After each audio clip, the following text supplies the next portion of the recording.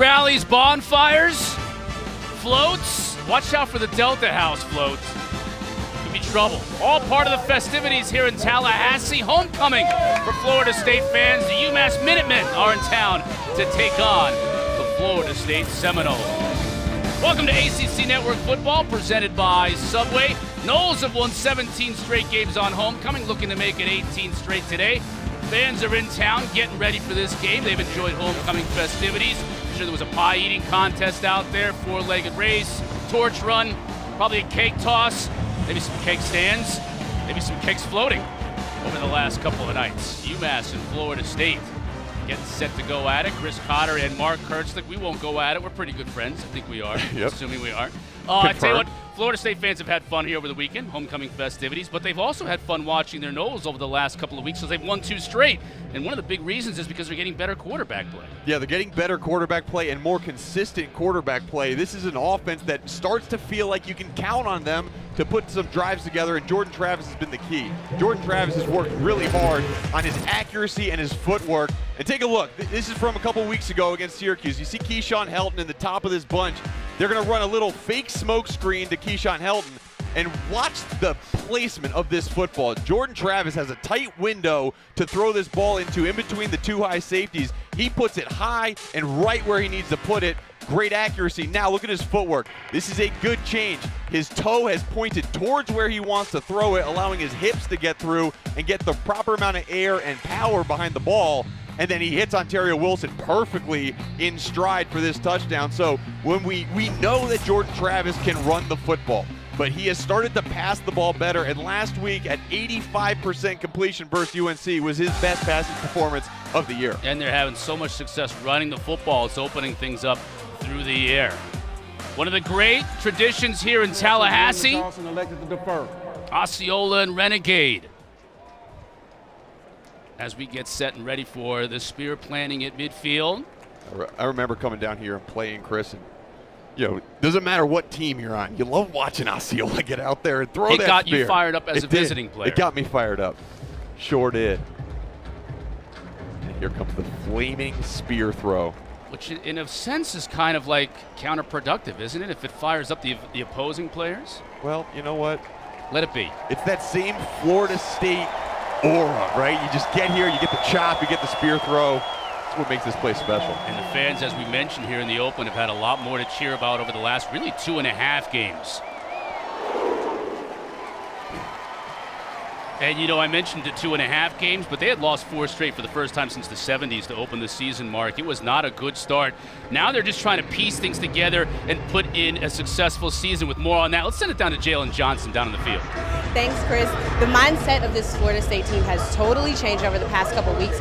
We talked to Keir Thomas earlier this week, and he said after the Jacksonville State loss, they got together and said, let's win out. Let's have that be our goal. And then he said, of course, well, that didn't work for us. So he said, we need to be focused on one game at a time, 1 week at a time. And Coach Norvell said that works better for them. When they're looking too far ahead, it doesn't help them at all. And so that 1-0 mindset is what they use to string together some wins and hopefully get another one today for them, guys. Yeah, thanks, Jalen. Just incremental improvement from Mike Norvell. Get better every single week, and today's another opportunity at a conference taking on UMass. You get the W this weekend. You've won 3 in a row before the conference schedule really ramps up, and you got to travel to take on a Clemson team next week. And the second part of this conference schedule for the Noles gets a lot more difficult, but still everything to play for this team as we get set to go. CJ Kaloji is going to put toe to leather. We're underway here in Tallahassee. Travis Jay is going to take it out of the end zone. Sidesteps a tackler, still on his feet, gets out to the 25-yard line. That's where the Noles will start play today. Oh, we may have had a fumble on the play. UMass players think he did. Waiting for the official call. I haven't seen anything from the officials yet. It looks like they're just going to mark it down unless they change their mind after a brief discussion. They're going to talk about it because Travis Jay was in a pile. The ball did squirt out. The question is whether he was down or not, obviously, but. Ruling on the field is the runner down. First down, Florida State. Ruling on the field is that Jay was down. Let's take another look at this. This would be a great start for UMass if they could get this overturned. And you see Travis Jay, he wants to run this one all the way back. I mean, that's his mindset all the time. And that ball is out. you see the defender, number 22, you see Johnson, look at his right arm. Watch him rip this football. That ball is out and in Johnson's hands before Travis Jay goes down. It should be reviewed and overturned. There it goes. Now we finally get it buzzed down. The previous play is under further review. Now they're going to review the play, and there you see his teammates talking to Travis Jay, and he's disappointed because, Mark, I think to your point, he knows that ball was out before he was down. Yeah, he did. He was holding his breath. He was like, man, let's get this ball snapped so we don't have to look at this. But I mean, what a fantastic play, right? Play one, UMass, heavy underdogs. You go down, it's apparent. Travis Jay caught that ball in the end zone. There was no thought of taking a touchback. It was, I'm going to return this because I think we're facing an inferior opponent. Well, they get out there, and great job stripping that football.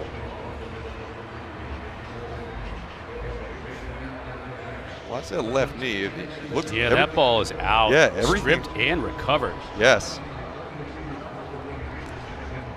Jarrell Johnson made the play, and that's a huge special teams play.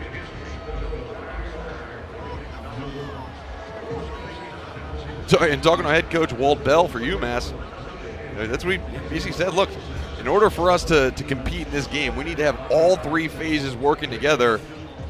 No better way than creating a short field for your offense with a great turnover on the kickoff, opening play of the game. And when we talked to Mike Norvell too, Chris, the number one thing he wanted his team to do was start fast. They've gotten in holes every single game, even the games that they have won, down 10 last time out versus UNC, and it's not a way to start fast for Florida State. Tom Zamorski is our replay official today, and he's taking a good look at this one and in conversation with Marcus Woods, our referee there on the right. There's the football right there, and you can see Jay's, he's still up in the air with that ball when Johnson not only strips it but makes the recovery.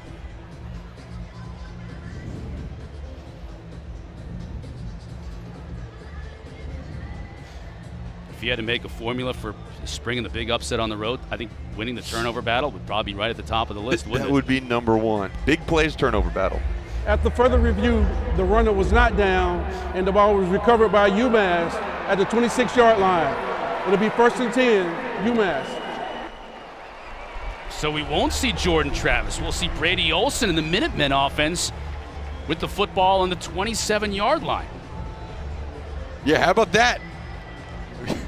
Man, yeah, what a big play. And all year long, it's been how does Florida State's defense, or how does their offense respond to big plays that go against them? This is an opportunity for them right here, but also an opportunity for Brady Olson, the true freshman at quarterback, to get his team in the end zone.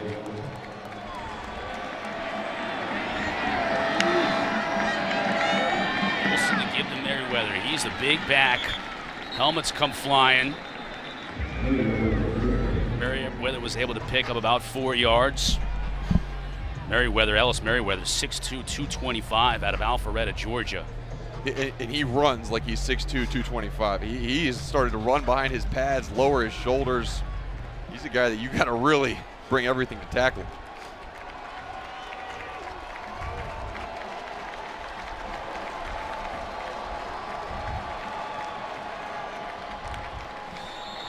Flag down as Olson was looking to throw out of the gun, and mistake here by UMass and moving back 5 yards. Snap infraction. Offense, number 68. 5-yard penalty. 2nd down. Albert Fagundes, forget about it on the infraction there. And that's what you obviously don't want. You don't want the penalties. Again, you're trying to beat a team that maybe is ranked a little bit higher than you, got more talent, but you also look at these formations. You got offensive linemen out towards the bottom of your screen, only 3 offensive linemen near the center. I mean, these kind of trick formations are other things that you can utilize your big players on the outside. Olson to throw, has time. Airmails this one over the bench. Olson, who has been the starter since game 2, the original starter at the start of the season, Tyler Lytle, had a wrist injury. They really had that diagnosed after the first game. So Olson, freshman, it's yours, son. Yeah, it's your team. He came in for that Boston College game and played pretty well, honestly, and just kept earning the right to be out there. Against Toledo is probably his worst performance, and trying to bounce back in this game. 3rd and 12, big down. Homecoming crowd here at Doak Campbell, getting their defense fired up. Noles bring 5. It's picked up initially, now over the top, and it's overthrown. Tried to hit Dieke and just overthrew his receiver. It'll bring up 4th down. Yeah, and Kevin Knowles, the true freshman nickelback for Florida State, he was all over that route, and that's one of the areas that is going to be a point of concern for UMass, is how their wide receivers can gain separation in some of those 3rd and long situations where you have to throw the ball. If it was up to UMass, they would be running that midline dive, that inside run play, 1st, 2nd, 3rd down if they can. Cameron Carson in now to attempt the 45-yard kick. Has the leg, and he nails it. That's a season long for Carson. So UMass takes the turnover on the opening kickoff. They go 3 and out, but they put 3 on the board. Minutemen on top early.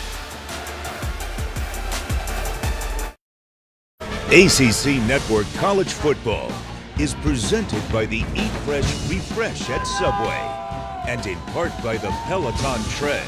Run faster and get stronger like never before. Homecoming here in Tallahassee, all the festivities, pep rally over the weekend. Had Group Love concert as well. Mary, our camera woman, was telling us about that. Plays lacrosse here at Florida State.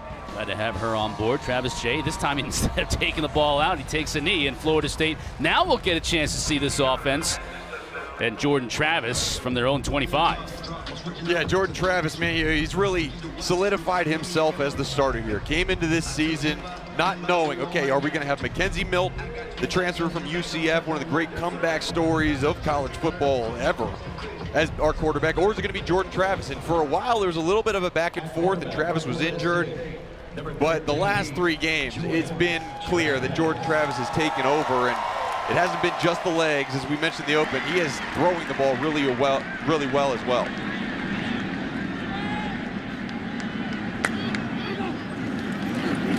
Looking to throw on the run. Now he'll run it into the 2nd level to midfield. And out of bounds after a long run. Bryce Watts finally tracked him down, but Noles are in business in Minutemen territory. They started doing this last week. At 12 personnel, 2 tight ends in the game, and they went with the read option inside zone. Now they're running the speed option towards the outside, where he has the option to run it or throw it. Great job. Just pull it down, seeing space, and getting yardage. 39 yards on 1st down. Now they give to Corbin. Rolls through a tackle, stays on his feet. Carries a tackler down to the 15. Big chunks for the Noles. And we mentioned the 2 tight ends, and we talked to Kenny Dillingham. It says we get better angles on our blocks. And you see 87 working through there, getting a big block on the linebacker. That's Cam McDonald, the tight end. And they love having those 2 guys on the field. Both of them are on again, and Jordan Wilson and Cam McDonald, both effective in the blocking and the passing game.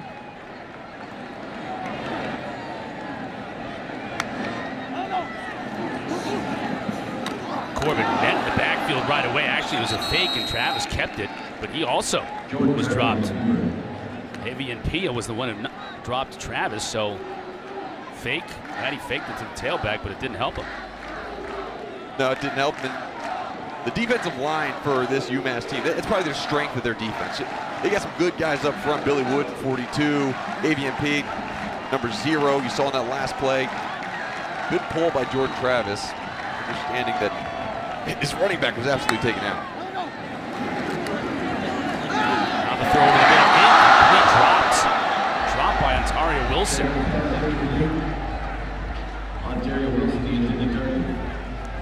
This is an example of the play action pass.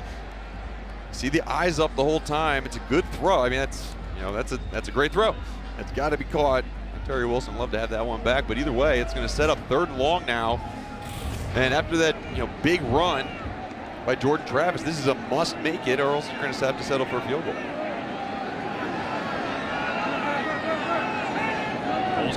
first down just outside the 5-yard line. Wilson in motion. UMass brings heat. Gets it out to the tight end, McDonald.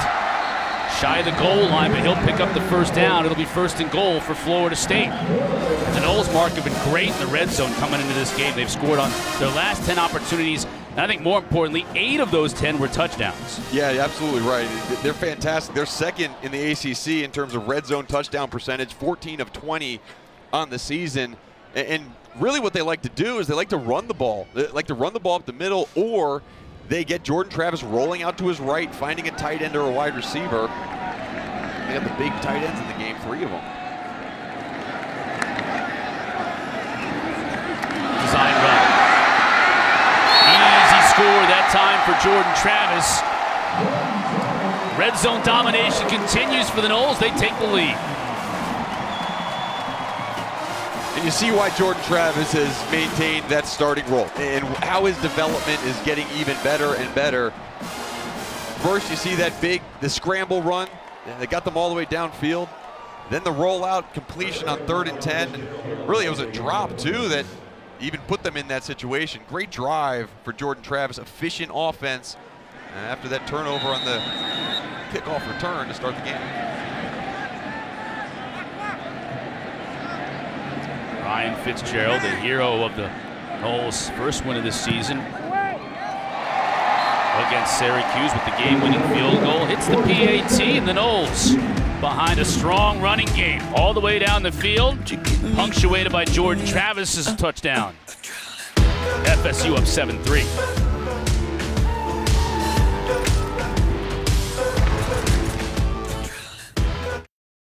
Florida State season, as we've just gone past the midpoint.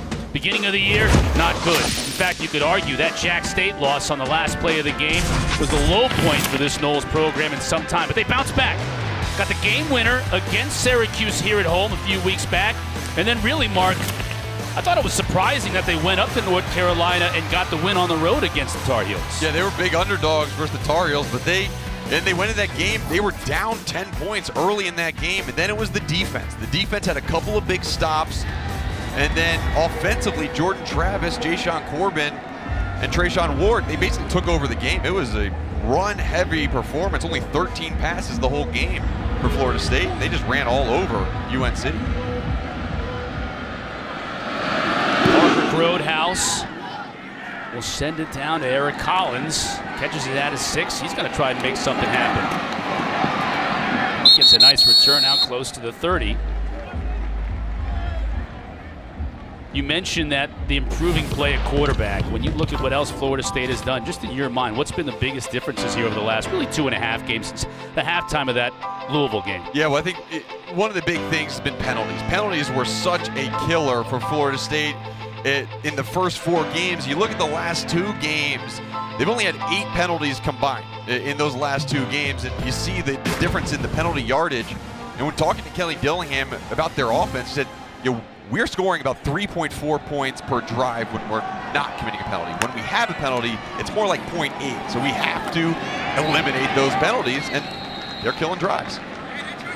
Olsen with a nice run of 7 yards on first down. They also didn't turn the ball over against North Carolina. First time all year they didn't do that. And of course here in the opener they turned the ball over, or here in this game, turned it over on the opening kickoff, which led to the 3 points put on the board by the Minutemen. Another interesting formation by the Minutemen. Offensive lineman down towards the bottom of your screen at the lead of that bunch. That signifies an opportunity to just throw it out to the wide receiver, get a O-lineman blocking a DB.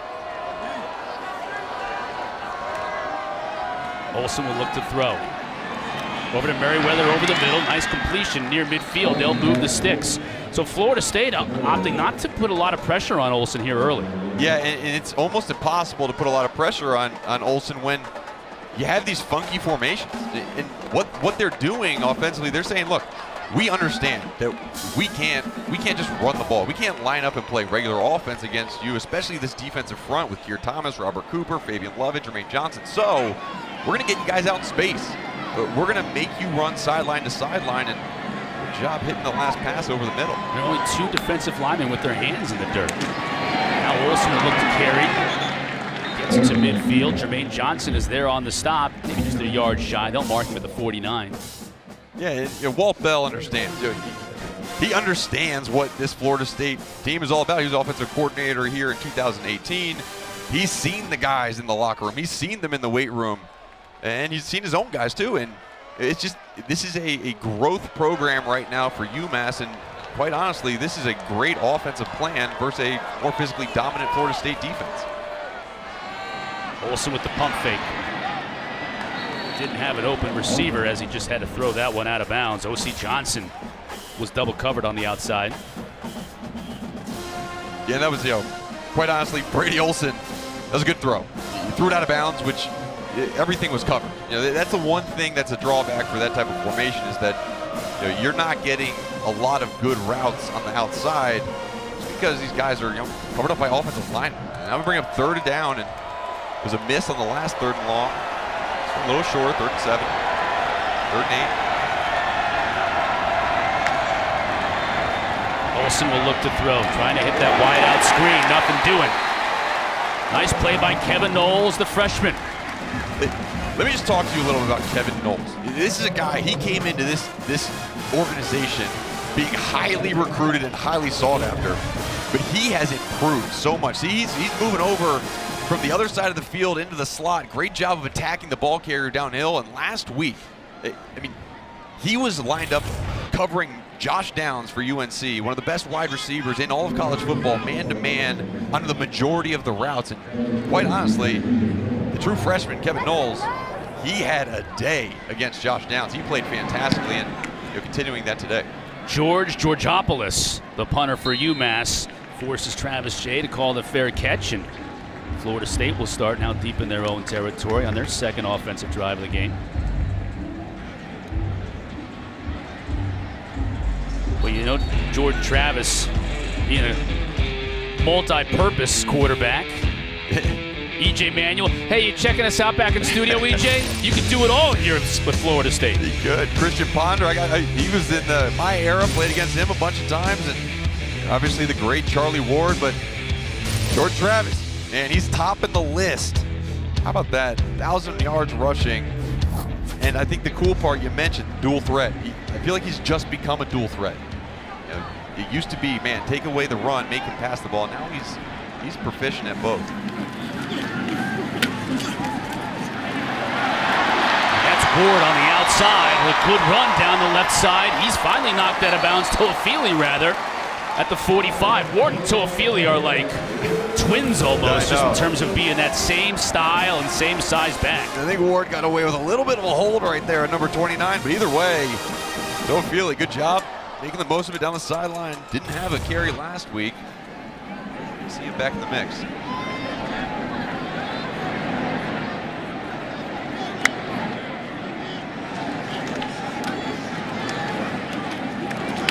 And the carry up the middle. That's Ward this time. Finds the yardage a little bit tougher to come by. Just lucky to get back to the line of scrimmage. And you're going to see a lot of these 2 running back, even 3 running back sets. They feel like the running back group in the running back room is probably the best group of guys they have on this team in terms of talent-wise. So you're going to see Trayshawn Ward, Toafili, Corbin, DJ Williams. You're going to see all these guys contribute in this game. Now they split Toafili out.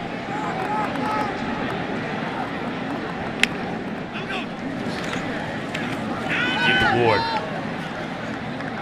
Again, Sleddy's tough in the middle of that line. Jarrell Johnson did a great job on special teams to open the game with the tackle there, forcing a 3rd down here.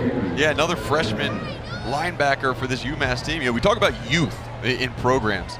UMass 2 years ago, when Walt Bell got there, they were the youngest team in all of college football. And we talk about Kenny Dillingham and Mike Norvell. Last year, Florida State was the youngest team in all of college football. So both these teams are just, they're building. And they feel like once they get these guys a little bit older, a little more rhythm, more consistency out of them. Wilson in motion. A little pressure on the outside, but picked up. See, that's Wilson out at about the 20-yard line, makes the catch. Big gain for the Noles on third down. They convert. Wilson's really been the big play receiver a lot in this year. Good job. We call this kind of, this is a post corner route. A little bit of a sail concept. Great job hitting in stride. Ooh, that looked dangerous. And Mesh couldn't quite connect, and Josh Wallace breaking that thing up in the backfield. It'll be a loss of about 2.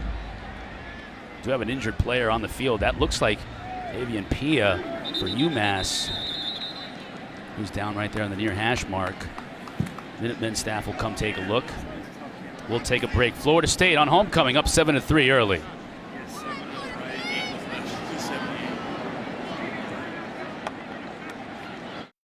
Fans tailgating, playing a little cornhole. What was your advice when you saw that? The bags are slipping off the back a little bit too much. You got to sand the board up a little bit, get a little bit better grip. If you're going to play backyard Olympics, you got to do it right. Exactly right. No point in doing it. If you're going to be a bear, be a grizzly. As my dad always used to tell me. I've seen these guys over the years.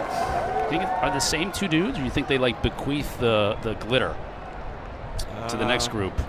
You got to imagine that no way that the glitter keeps them that young.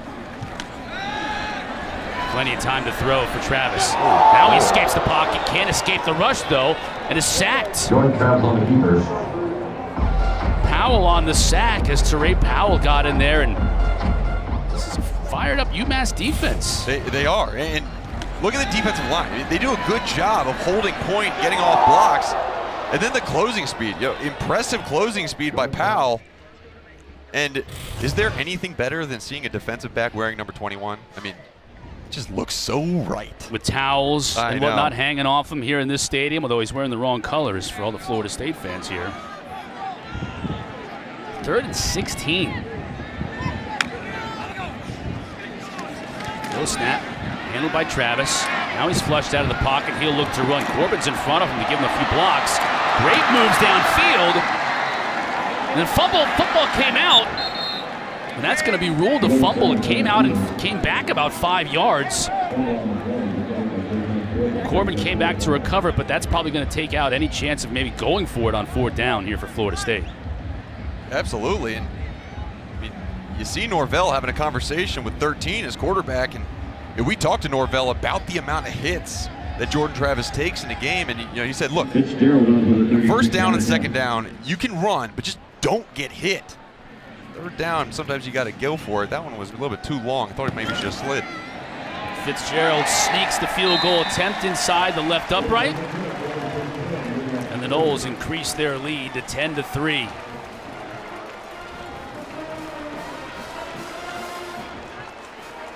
Big day of football here on the ACC Network. Still to come. 4 o'clock, Boston College in Louisville. Then at 7:30, it's our ACC primetime matchup presented by Geico. Georgia Tech and Virginia. Of course, all those games are not only on the ACC Network, but live on the ESPN app as well.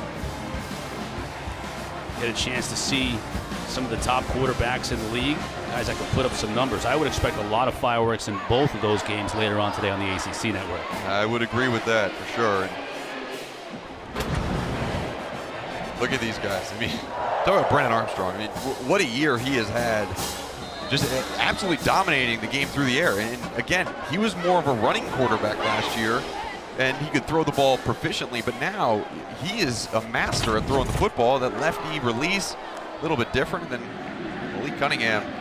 I mean, he is special, and when he is on fire, he is on fire. He looks remarkably similar to Lamar Jackson when he has everything clicking. Here Roberts from his 4. Corrals it. Gets it out to about the 27. Good return for the Minutemen.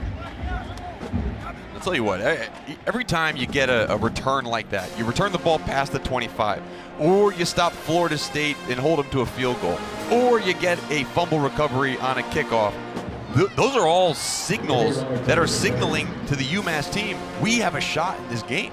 And great job. I mean, great job by Walt Bell. I mean, his team believes that they can win this game, and every single time one of those plays happen, that belief grows, and that's something that Norvell's going to have to talk to his team. He's talked to them about starting fast. They have not started very fast on either side of the ball.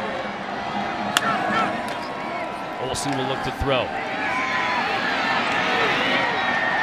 pickup of about 4 yards. Zamar Wise, who's oftentimes playing quarterback on the receiving end there. Let's send it down to Jalen Johnson. Yeah, guys, you were talking about earlier how Coach Bell said they need to do the little things, little tricks and things to try to get them in this game. And when defense was coming off the field last drive, they were smiling, high-fiving each other, and they feel like holding Florida State to a field goal down here is a win for them.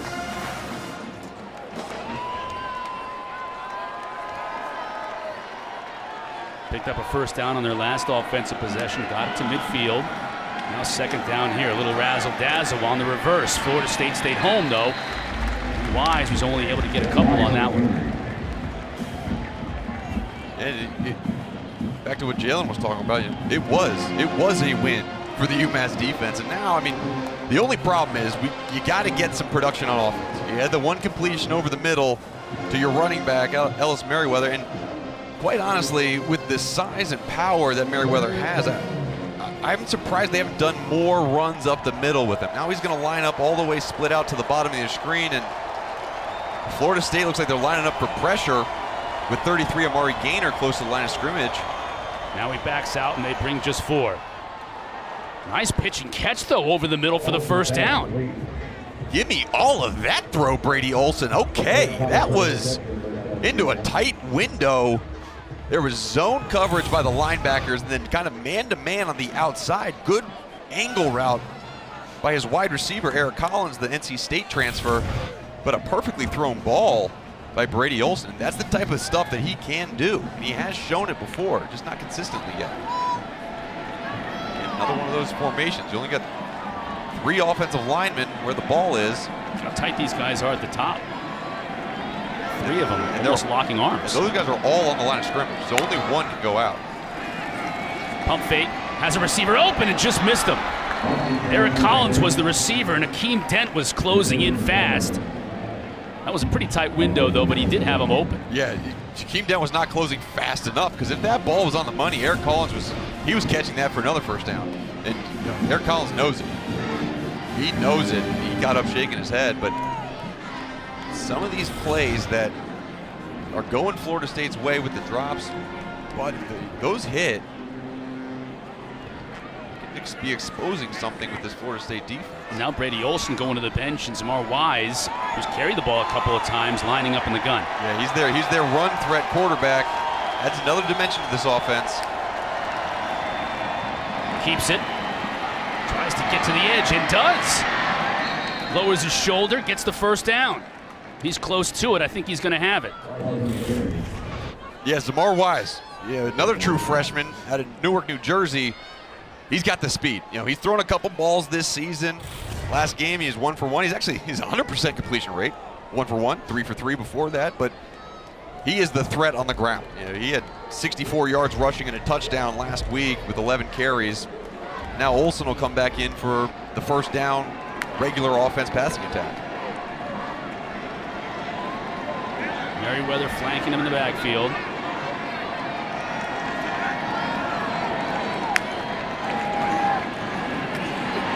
Can't be Merriweather, but that thing was blowing up from the start. Yeah, Jared Jackson, number 48, he was right in the backfield immediately. They're excited about Jared Jackson. He was injured last week, transferred from Louisville. Good job getting in the backfield, but it's very interesting, right? We called the Florida State-Syracuse game a couple weeks ago. They felt like they couldn't really run the ball versus Syracuse, and they ran a lot of these screens out to the outside. Very similar formations to what we're seeing from UMass, who probably doesn't feel like they can run the ball on the inside versus this Florida State defensive front. Fast-moving first quarter now, ticking down to about a minute. Merriweather back in motion into the backfield. Olson to throw. Intercepted! Oh no, it was dropped! Oh my goodness. Jarvis Brownlee saw that big red patch of grass over here known as the end zone in front of him, and he couldn't bring it in. Oh, Jarvis Brownlee. Wow, okay. That's going to be a tough one, and he's not going to hear the end of that probably, but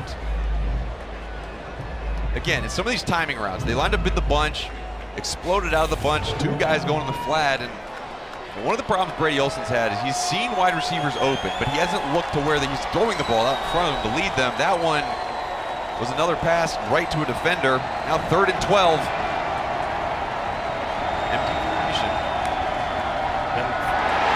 over the quarterback's head. Olsen's just going to have to throw this one away. That play and the timing was completely blown up by the fact that Olsen couldn't bring in the shotgun snap, and Jackson was right in the backfield immediately, forcing this punt. And you see Jared Jackson again. We call his name again. Jared Jackson is listed as a backup defensive lineman. However, what he can do, you've seen in the last two plays, anytime that a Fabian Lovett or a Keir Thomas or Jermaine Johnson needs a rest, right? Because these guys play a lot of snaps at that defensive line position. He can come in and make a huge difference on that defensive front. Georgopoulos to punt. Travis Jay with another fair catch at his own 5-yard line, and Florida State will once again have to scrimmage from deep inside their own territory. 150 yards of total offense, though, so far for Florida State, and a great majority of it on big chunk plays on the ground. Yeah, big chunk plays on the ground, whether it's Jordan Travis or we saw Trayshawn Ward do it as well. Toafili had a big run. You're right, yep. They've run for 200 yards in all but one game this year. So, I mean, that is their bread and butter, man. Which is unbelievable. I mean, that's unbelievable, especially because, yes, they are a running team, but it's not the triple option type running game where they're only running the football. They break up those long gains. Corbin and Toafili now both in the backfield. Corbin slides off the hip of a would-be blocker. Dwight Powell brings him down, only a gain of 1 yard.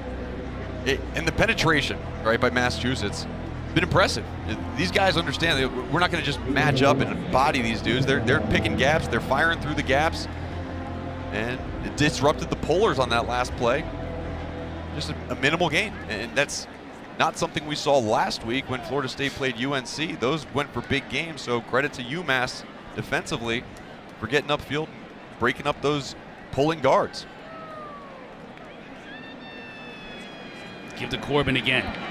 This time he hits a big hole and takes it into the next level. It'll bring him third down and short.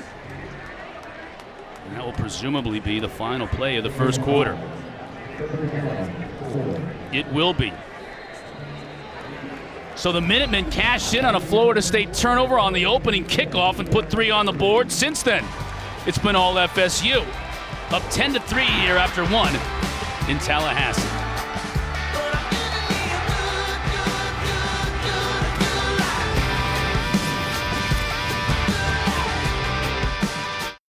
Hoop season right around the corner. Our Nothing But Net men's season preview show Tuesday night at 8 o'clock. Mark, see that crew there on the bottom left? They're like you and I were on like August 22nd. They're foaming at the mouth for basketball, and the preview show was on Tuesday. First down here for the Noles. This is going to be another first down. Big pickup by Malik McClain. The freshman on his horse all the way down inside Minutemen territory.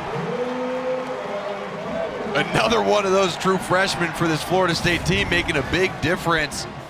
Good job coming across the field. They love getting him close to the line of scrimmage because with his size at 6'4", 200 pounds, he can block in line. He can block a DN, or he can come across. Great job with the catch and run and placement of the football by Jordan Travis. And they love the possibility of Malik McClain going forward at that receiver position. Travis looking to throw, has all kinds of time and just can't quite hook up with Keyshawn Helton. Malik McClain, we did their spring game for the Noles, and he was an early arrival along with Joshua Burrell. Burrell's been banged up all year, but McClain, that's just his 9th catch of the year, but he's giving Florida State fans glimpses of what they can expect in years to come. Yeah, he is, and he was phenomenal in the spring. And he was fast and used the deep ball. And we talked to Kenny Dillingham about, hey, you haven't used him that much. He said, man, think about this guy. He's come out of high school, and then he goes right into this program. His body has never worked this hard for this long, and they can get 1 or 2 or 3 good plays like that last one out of him per game, and they're going to utilize it. Corbin looking to break tackles and break several of them. Gets about 7 or 8. Josh Atwood finally there to bring him down, but it'll bring up 3rd down and 2 for this Florida State offense.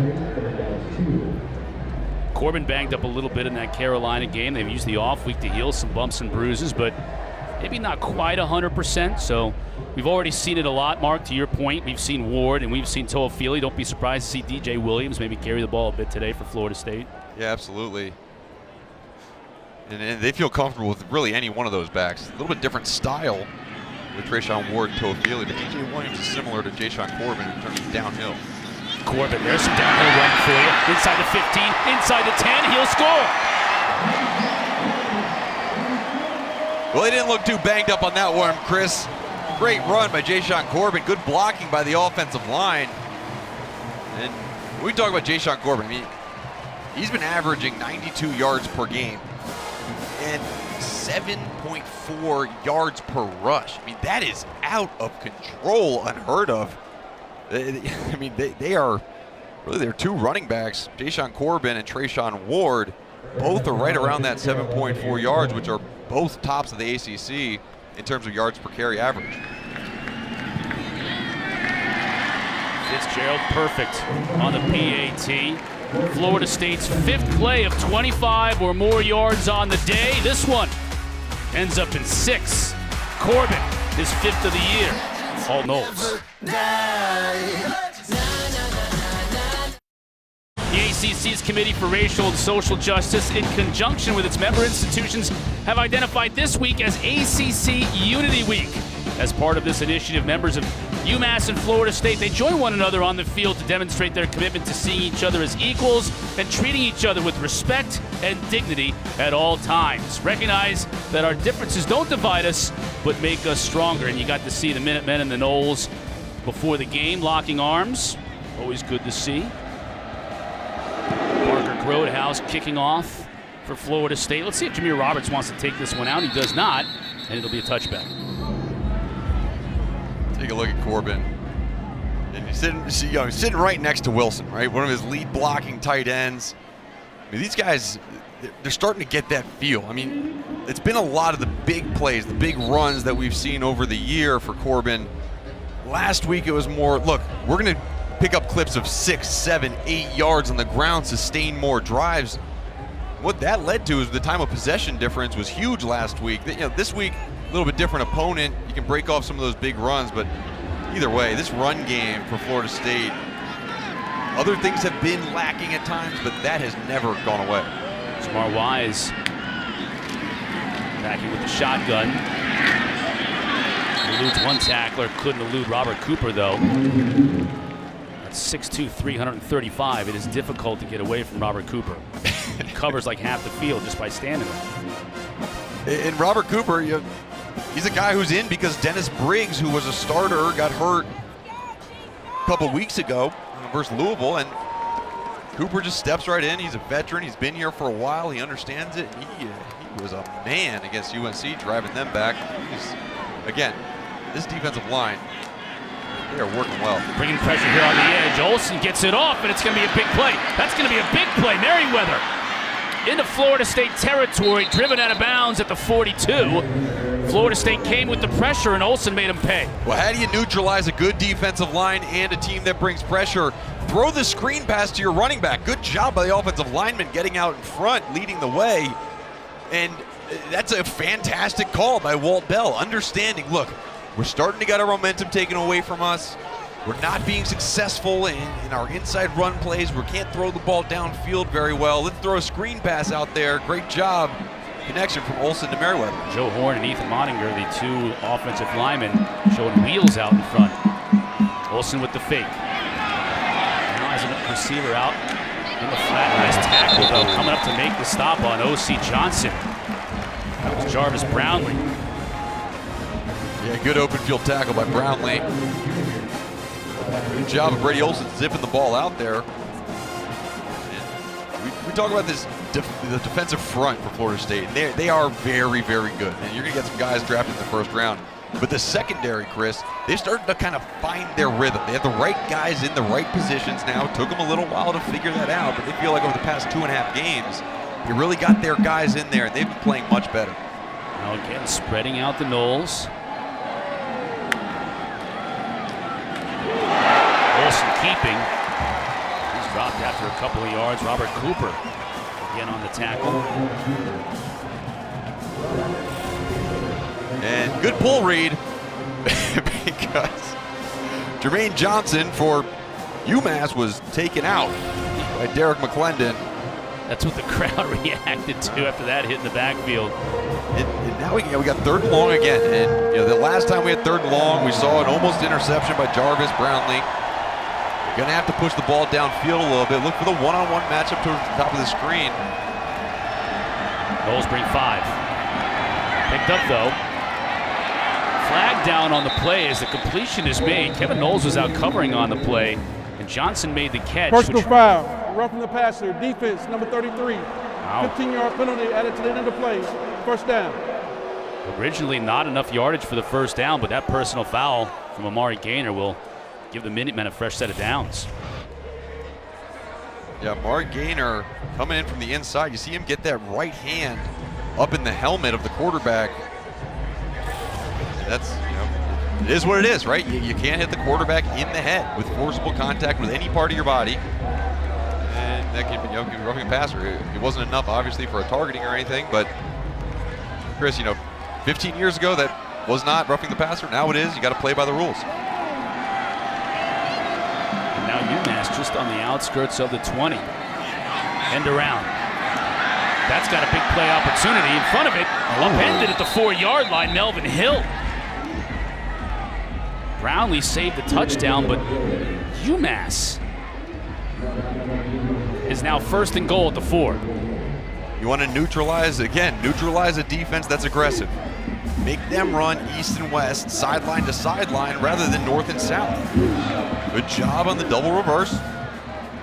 Again, you're picking up big clips of yardage, and you're right down there. This is a must-score touchdown situation for UMass in this game. Olsen looking to throw. Pressure. Ooh, that's a dangerous pass.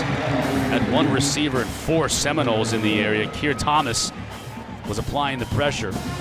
Olsen's testing out his throwing arm. Shoulder maybe is bothering him, but yeah, that's not a throw you want to make. Walt Bell will have that conversation in the film room. Just throw that ball away. There's 1st down. You got a couple more to get it, so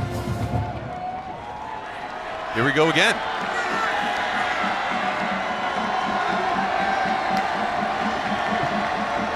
Unbalanced formation, everybody to the left side of the screen. That means number 14, the tight end, is ineligible to go downfield, so he's just a blocker.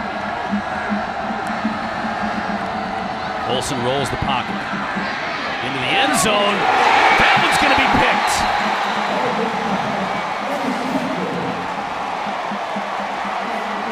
And there you see Walt Bell, who knows this is a process with his freshman quarterback, as Jamie Robinson, transfer out of South Carolina, makes the pick.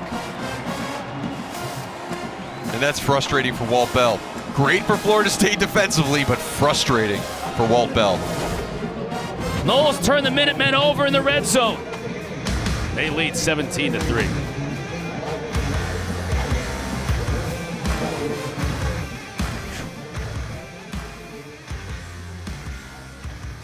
Travis and the Noles got a road win in Chapel Hill, and as is the custom here for the Florida State Seminoles, cutting a piece of the turf from Kenan Stadium and bringing it back to plant in the Sod Cemetery. Big road wins. They cut some turf and planted out there, and I guess you could call it a viewing of the sod today until I think 3:30 is the time you can go and check it out here in Tallahassee. Sod casket, and that's artificial turf, so that'll be there if they ever feel like digging it up years down the road and check out that little bit of blade of grass. It'll be there. Travis, now this is what he does so well. When the play breaks down, he picks up yards on his own and he picks up a 1st down. Yeah, he does that really well, and it was good coverage on the back end by Massachusetts, and so that was a necessary pull and run. Dillingham wants that next progression for him to be able to just feel comfortable in the pocket, right? If guys are covered, then that's one thing. But if guys are not covered and routes are still developing downfield, Dillingham wants his quarterback to just feel more comfortable in the pocket, stay in there, continue to make his reads downfield. But it's nice to have that in your back pocket. And when you pick up a 1st down, on 1st down, run out of bounds. Save yourself the hit. Yes. He has 33 carries in the last 2 games, Mark, so as long as you run smart, that's what Coach Dillingham's looking for. Run up the middle. That's Ward. Give him about a yard. You know, he mentioned it was interesting when we were talking to offensive coordinator Kenny Dillingham about Travis and taking hits. He said, watch Kyler Murray at the NFL level. He's brilliant at not taking big hits. And Murray is so diminutive in size, he can play at that level with NFL linebackers and DBs trying to take his head off, but he knows how to do it. Yeah, and Murray's great at it. Yeah, that's a great example that Coach gave, because with that, with his stature, you just think, oh man, one hit, he's going to really just get it. But he is so good at just absorbing hits he does take and then going down and avoiding hits he doesn't have to take. Ward. Stiff arms at midfield, stays on his feet. Big run by Trayshawn Ward. It took Teray Powell to bring him down, but not after yet another big chunk gain on the ground for this Florida State rushing attack. That's 23 more.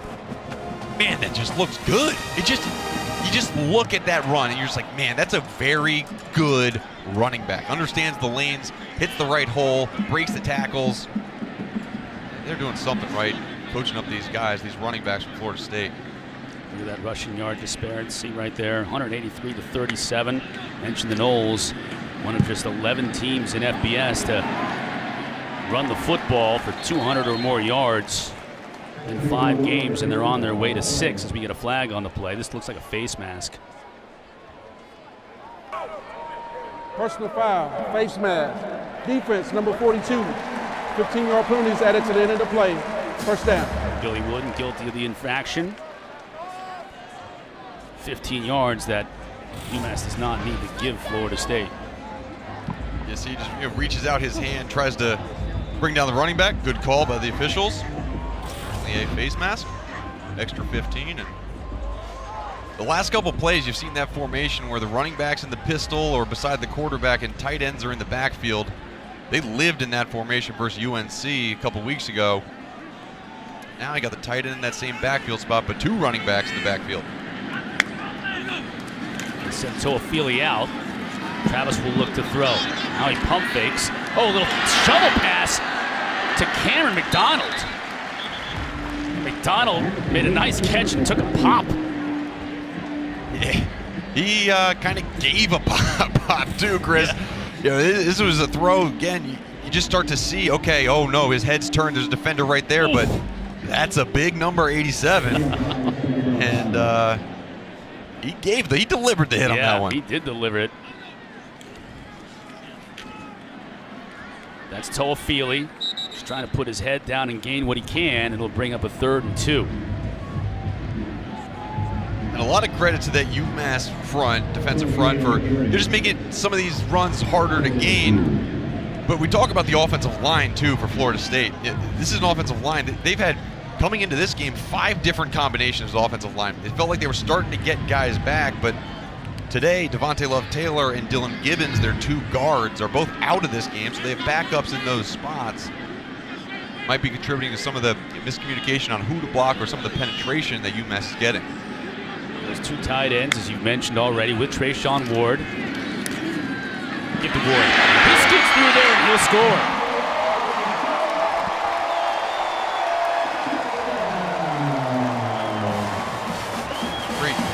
Absolutely phenomenal vision by Trayshawn Ward. A good play design by Kenny Dillingham. He talks about creating longer surfaces, more surface area of the line of scrimmage, meaning the offensive linemen, the blockers. Created that to the right side, and then Trayshawn Ward just cut back to the left side where fewer defenders were. Easy touchdown. The Noles have gone over 200 yards rushing on the day. Fitzgerald makes it 24-3. They average 207, sitting on 206, and we're just in the second quarter. Ward, Corbin, Toafili, Travis, all getting it done on the ground today.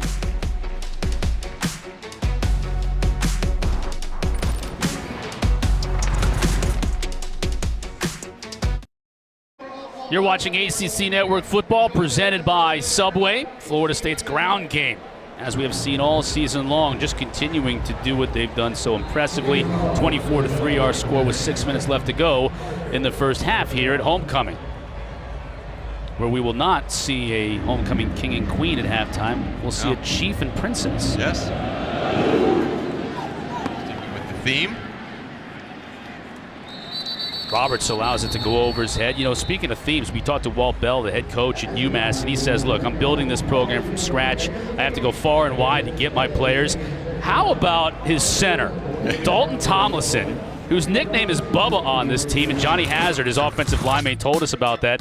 I wanted to see where he was from, so I looked up Beaver, Ohio. Here is Beaver, Ohio.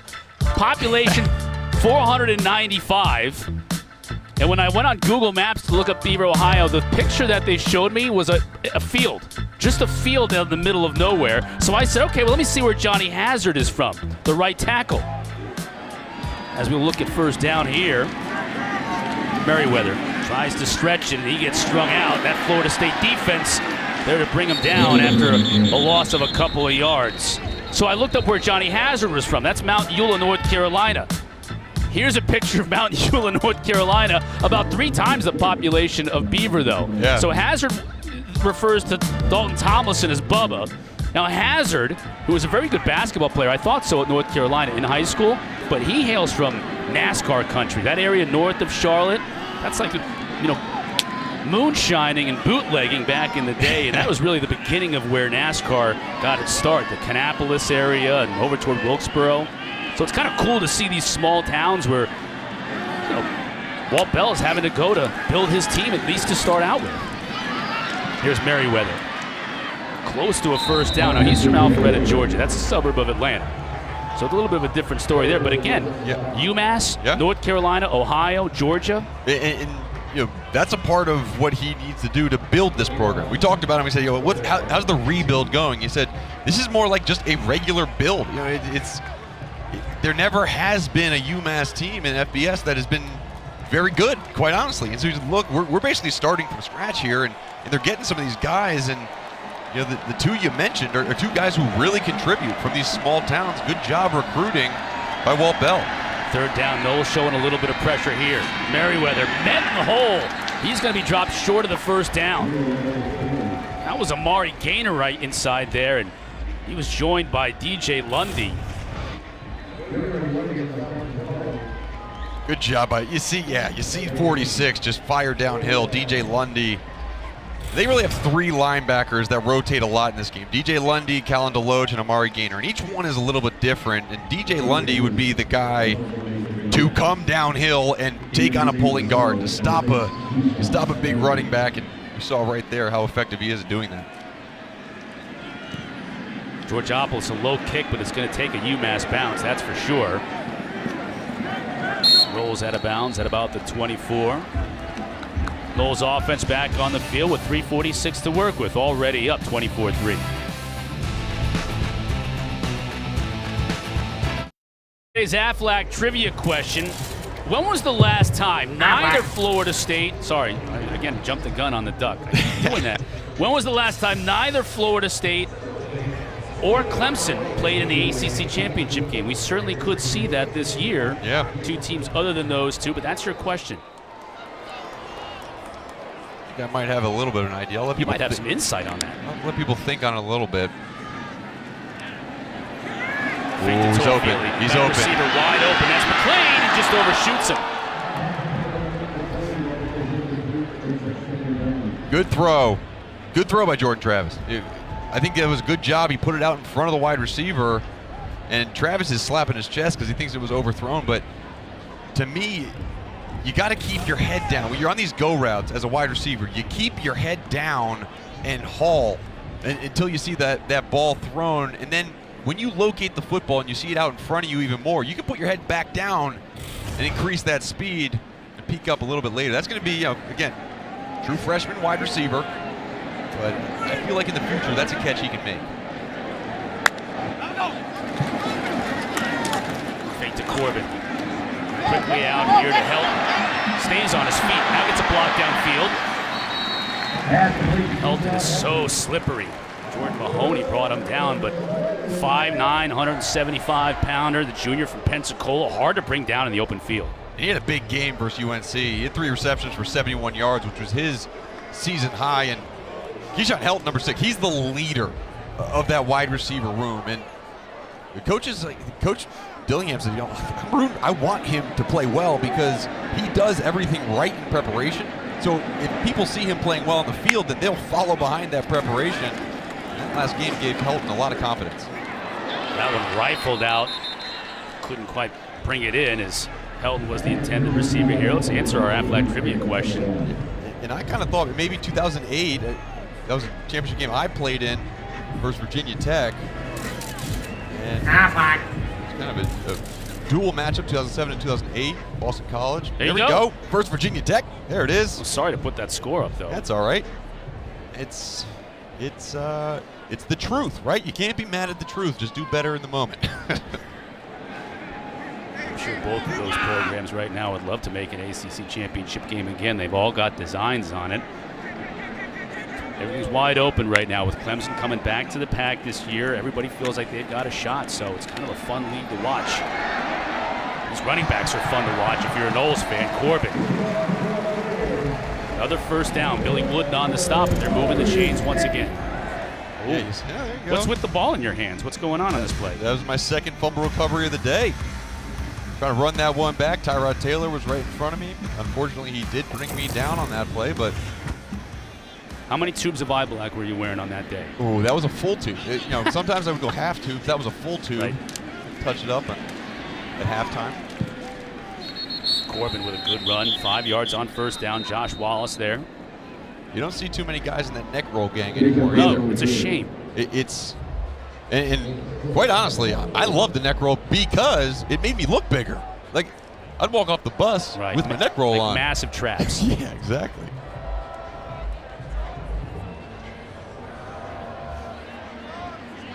Second down and 4. Clock winding down to 2 minutes in this first half.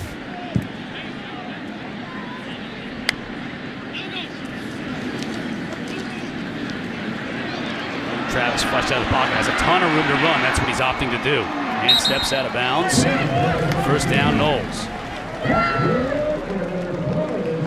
And a lot of times you get that scramble drill, what you call it when the quarterback kind of breaks contain in an undesigned quarterback scramble, and all the wide receivers are supposed to work towards the sideline he's traveling. A couple times in this game, it's been really everyone on the offense has been towards the left side, which we saw there, and it was an unbalanced formation, so no wide receivers over to the right. Good job by Travis just picking up the yards he could. Whistles blow this one before we get started. Timeout by UMass. Timeout, UMass. Their first 30-second timeout. All right, coming up at the half, our auto owners halftime report. Take a look at Wake and Army. Army is always difficult to play. Yeah, they are. Wake Forest and Army. Syracuse and Virginia Tech. And then we'll preview Clemson and Pitt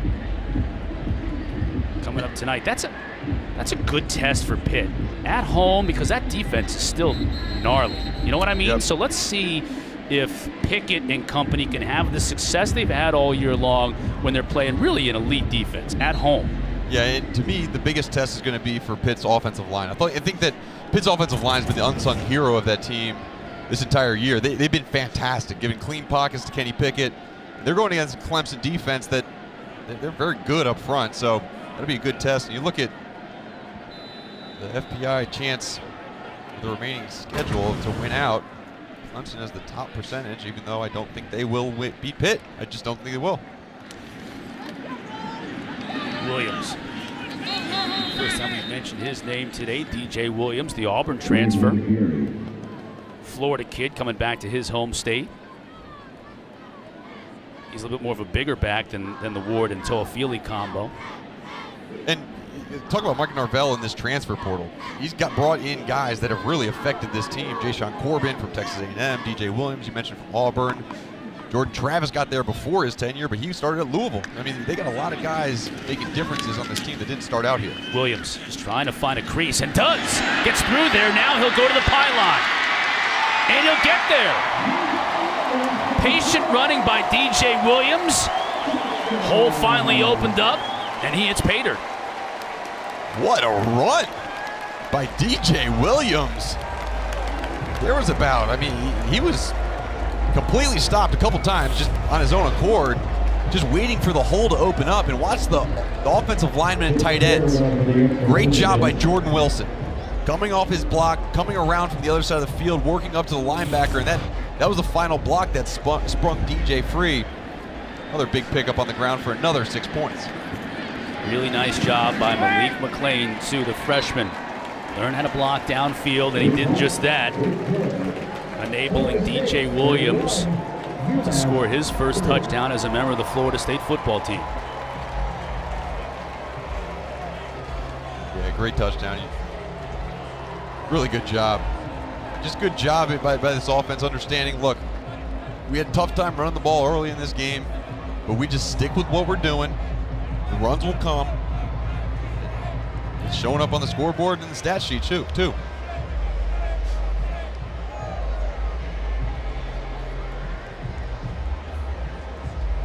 Minute 13 in this first half. If you're Walt Bell, what are you thinking here with that just over a minute? Yeah, I'm thinking right now, first of all, you can't turn the ball over. I'm going to hand the ball off to Ellis Merriweather. I'm going to throw a screen pass maybe to start off this 2-minute drive, see if you get some yardage. But this is a situation where you don't want to make things worse. Wouldn't be surprised if you see number 6, Zamar Wise, come back in this game. Do a little zone read option plays with him at quarterback. Missed. Ball falls off the Teak Roadhouse. Rather than kicking it like Super Toe style. If you lined up that football, if you had Super Toe back in the 70s, if you line up the football like that, you can kick what was the equivalent of a 175-yard field goal. Anybody who had Super Toe in the 70s knows exactly what I'm talking about. That's amazing. Okay? Yep, down again. Roadhouse, what's going on with that tee? Now we get a holder. Yeah, there you go. Jerry Jones comes in to hold it. Let's see how this affects Roadhouse. As you know, Jameer Roberts is going to want to. I think he's going to want to try a return here with just a minute 13 left to go in this first half. Pretty good leg, though. Here comes Roberts from his own end zone. Stays on his feet. He's got a return here. Out past midfield before he's finally brought down. Okay, a minute and 2 left to go in this first half, so UMass now in a little bit of business. Well, this completely changes the mindset for Walt Bell now. You got the ball around midfield. You pick up a couple first downs, you're in field goal range. Talk about the coverage units for Florida State. We talked to their special teams coordinator. They put all their starters on the kickoff team and on the punt team. And sometimes that leads to guys just being a little bit gassed. And good job by DJ Lundy just tracking down the ball carrier, making a touchdown saving tackle. Olsen will look to throw. Pocket collapsing over the middle, has it complete. That'll be a first down. O.C. Johnson on the catch. 2 timeouts on the board for UMass. Yeah, they got plenty of time with where they are. They don't want to give any clock where if they do score, Florida State would have a chance to get the ball back. Good delivery. Good delivery by Brady Olsen. Last throw.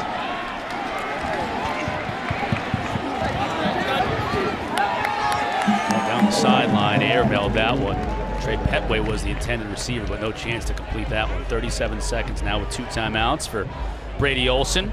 Freshmen have Bellingham, Mass. Coach Olsen, or I should say Coach Bell said this kid's going to be special in a couple of years. Just wasn't quite ready, and now he's the starting quarterback. Yeah, and they bring in Diake, who's a 6'5" freshman wide receiver out of Georgia. You see him lined up right there in the slot. He could be a potential deep threat.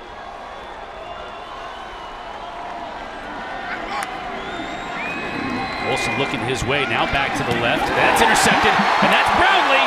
Will he make up for the one he dropped in the first quarter? One man to beat for the score. Touchdown, Florida State.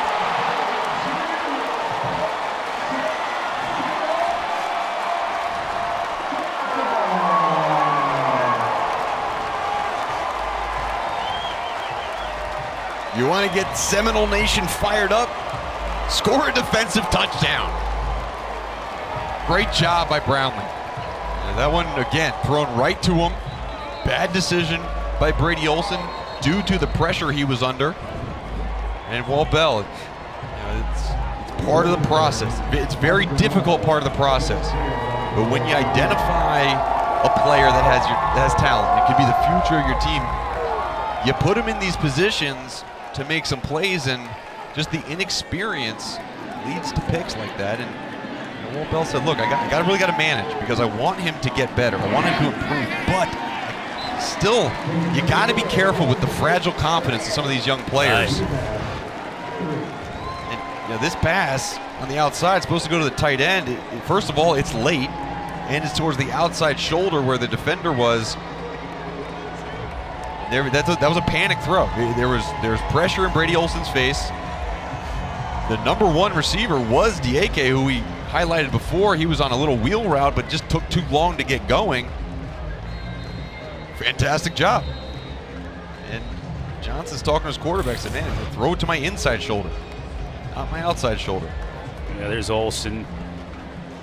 Tyler Lytle was, very experienced graduate student at the start of the year, the quarterback for UMass. He hurt his wrist in the first game, and Olson, look at the schedule. I mean, they're at Pitt, BC, at Coastal. Yeah. They played some tough games. Now at Florida State, trial by fire for Olson. And how about Jarvis Brownlee, too? He had a surefire pick 6 in the first quarter that he dropped. Yeah. He was looking at that end zone, making up for it on that one. 1 pick 6 is still sweet, but 2 pick 6s. Well, he knew he had to get retribution for that drop, and he got it. Roberts lets this one roll out of the back of the end zone. Brownlee's got to get right back out there, 25 seconds. I have a feeling that Walt Bell will now, from his 25 with 25 ticks on the clock, will just take a knee and go into the half. Yes. I agree with that assessment, Chris.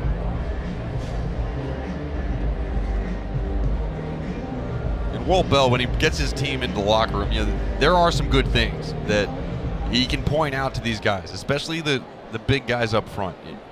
Offensive and defensive line, they've held up enough at times, and we get Zamir Wise back in at the quarterback, what maybe we thought they were going to do last time out, but that big kickoff return changed the mind of Walt Bell. Clock run out.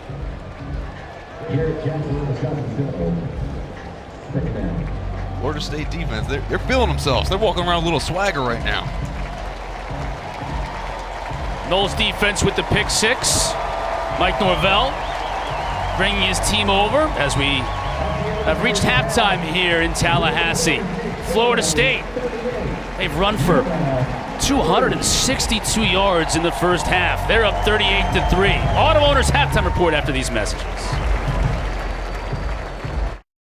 Football presented by Subway, getting set for the second half kick here in Tallahassee, 38-3. All Seminoles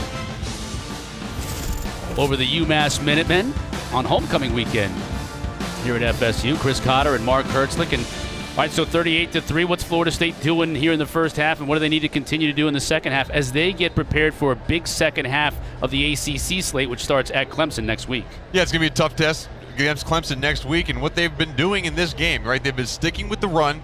Their offensive line has started to get up to the linebackers to spurk some of the big plays. Clemson's very good at stopping the big plays, both run and pass. However, last week, Clemson had trouble with Sean Tucker and the run game for Syracuse. So it's going to be Florida State's offense and Kelly Dillingham's mind of putting together a game plan of let's attack with the run, attack some perimeter stuff to get the defensive linemen who are such good pass rushers moving early, and then the play action downfield. And you look at the stats from this game, it's been dominant. 262 yards on the ground. They're going to need to have an explosive ground game as they move forward in this ACC lineup. That was our Subway game refresh. And it has been a dominant performance by Florida State as we are underway here in the second half on a gorgeous day in Tallahassee. And enjoying that day is Jalen Johnson down on the Sunsplash field. Jalen? I am sunny as always. I talked to Coach Norvell at half, and I asked him, even with this big this big lead that they have, is there something that he wants to change? And he was like, absolutely. He said he wants his defense to be more prepared for those unique formations that UMass is giving to them. But he said he is very proud of the way that Jordan Travis is running this offense. 3 different running backs have scored, and he's proud with what his team's doing right now.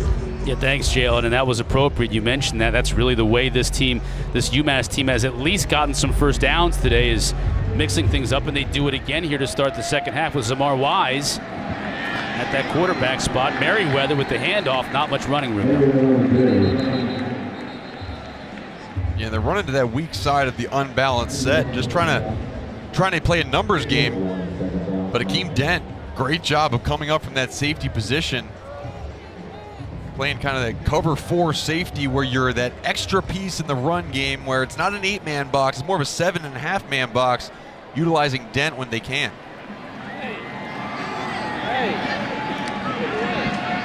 Wise to throw. Pump fake, now comes back this way to the screen of Merriweather. Gets a block and gets free and picks up what'll be close to the first down. Let's see where they mark it. If it's outside the 25, and it is, first down. Yeah, this is how they've used Zamir Wise in the pass game. You know, we talked about he's 100% completion, right? But they've all been screen passes or those little short passes. But you know, you just look at Wise in the threat that he poses. Very similar to the reason why Jordan Travis is starting for Florida State, because he has that ability to create another run threat on the ground, and then he can complete some of these shorter passes. Again, line up in another unbalanced formation. Now it's going to be the slot receiver who is covered up and can't go out for a pass. Merriweather on the carry. Not much room to run. Defensive front for Florida State. Coming up and making the tackle, Keir Thomas. Keir Thomas, it's so impressive. We got a chance to speak with him this week on the phone, and it's so interesting, you know, how he came to Florida State. I mean, he started his career at South Carolina. He always loved Florida State, and he basically said, look, out of high school, I always wanted to be a Seminole. And then I entered the transfer portal, and I was going to give it some time. I wasn't going to take any phone calls. But then Odell Haggins called, and when Odell Haggins calls, you got to pick up. He picked up, he loved it, and he came. Wise. So you're talking about the quarterback, but it could also be a wise decision by... Yeah, by Wise. Wise by Wise. And he picked up about 4 or 5, but they'll bring up third down and medium. I thought Keir Thomas, yeah, to your point, when Odell Haggins, when you're from Miami, you've always loved Florida State, and Odell Haggins calls, and you're a defensive lineman, you listen. Yeah, you do. And the amount of time that Odell Haggins has poured into this Florida State team and this defensive line, you see all the people he's put out into the NFL, and that was the deciding factor for Keir Thomas. Get after the quarterback on third down 4. Wise. Nowhere to go, and he's brought down. That's Lundy. First sack of the day for Florida State, and that was loud. Yeah, good job. And Keir Thomas created that initial pressure, got pushed, and then Lundy with that secondary pressure, a little add-in stunt. You see 46 towards the right side of the offensive line. He's man-to-man on the running back. Since the running back stays in and blocks, he blitzes, picks up a sack. That's fantastic defense for Florida State, and Adam Fuller, the defensive coordinator, has got to be happy with that adjustment mid-play by Lundy. Georgopoulos, another low kick that'll take a UMass bounce inside the 10. Very effective, as it'll be down at the 5, and the Noles will take over from that spot. Defense doing its job, so is the offense. They'll get another opportunity when we come back. Of this second half, as we take a look at the race for the Atlantic. Every week our crew does something different, and it gets better and better. Look at that Demon Deacon. Look at that. Here's the Nole right here closest to us. Florida State mascot. Look at this. Dirt coming off the heels of that Deacon. Yeah. They've got a tough one. They're in a dogfight at a conference today against Army. Corbin. Hard run, physical run.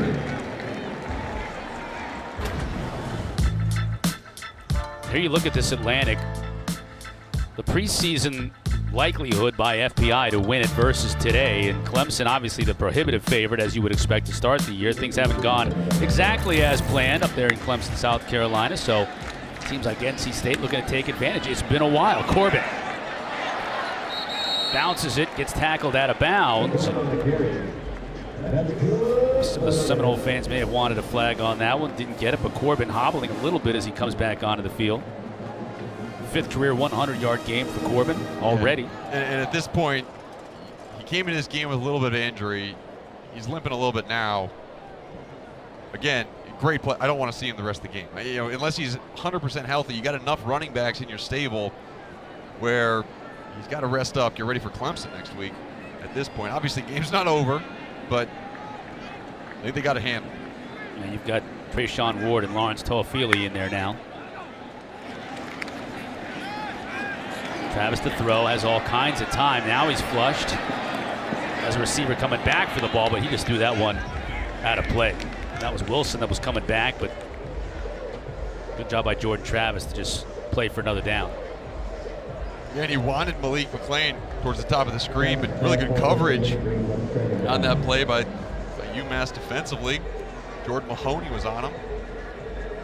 And one of the things about McClain is, you know, he's got the great size and the great speed, but if he gets contacted early in his route, it's tough for him to build back up to that speed.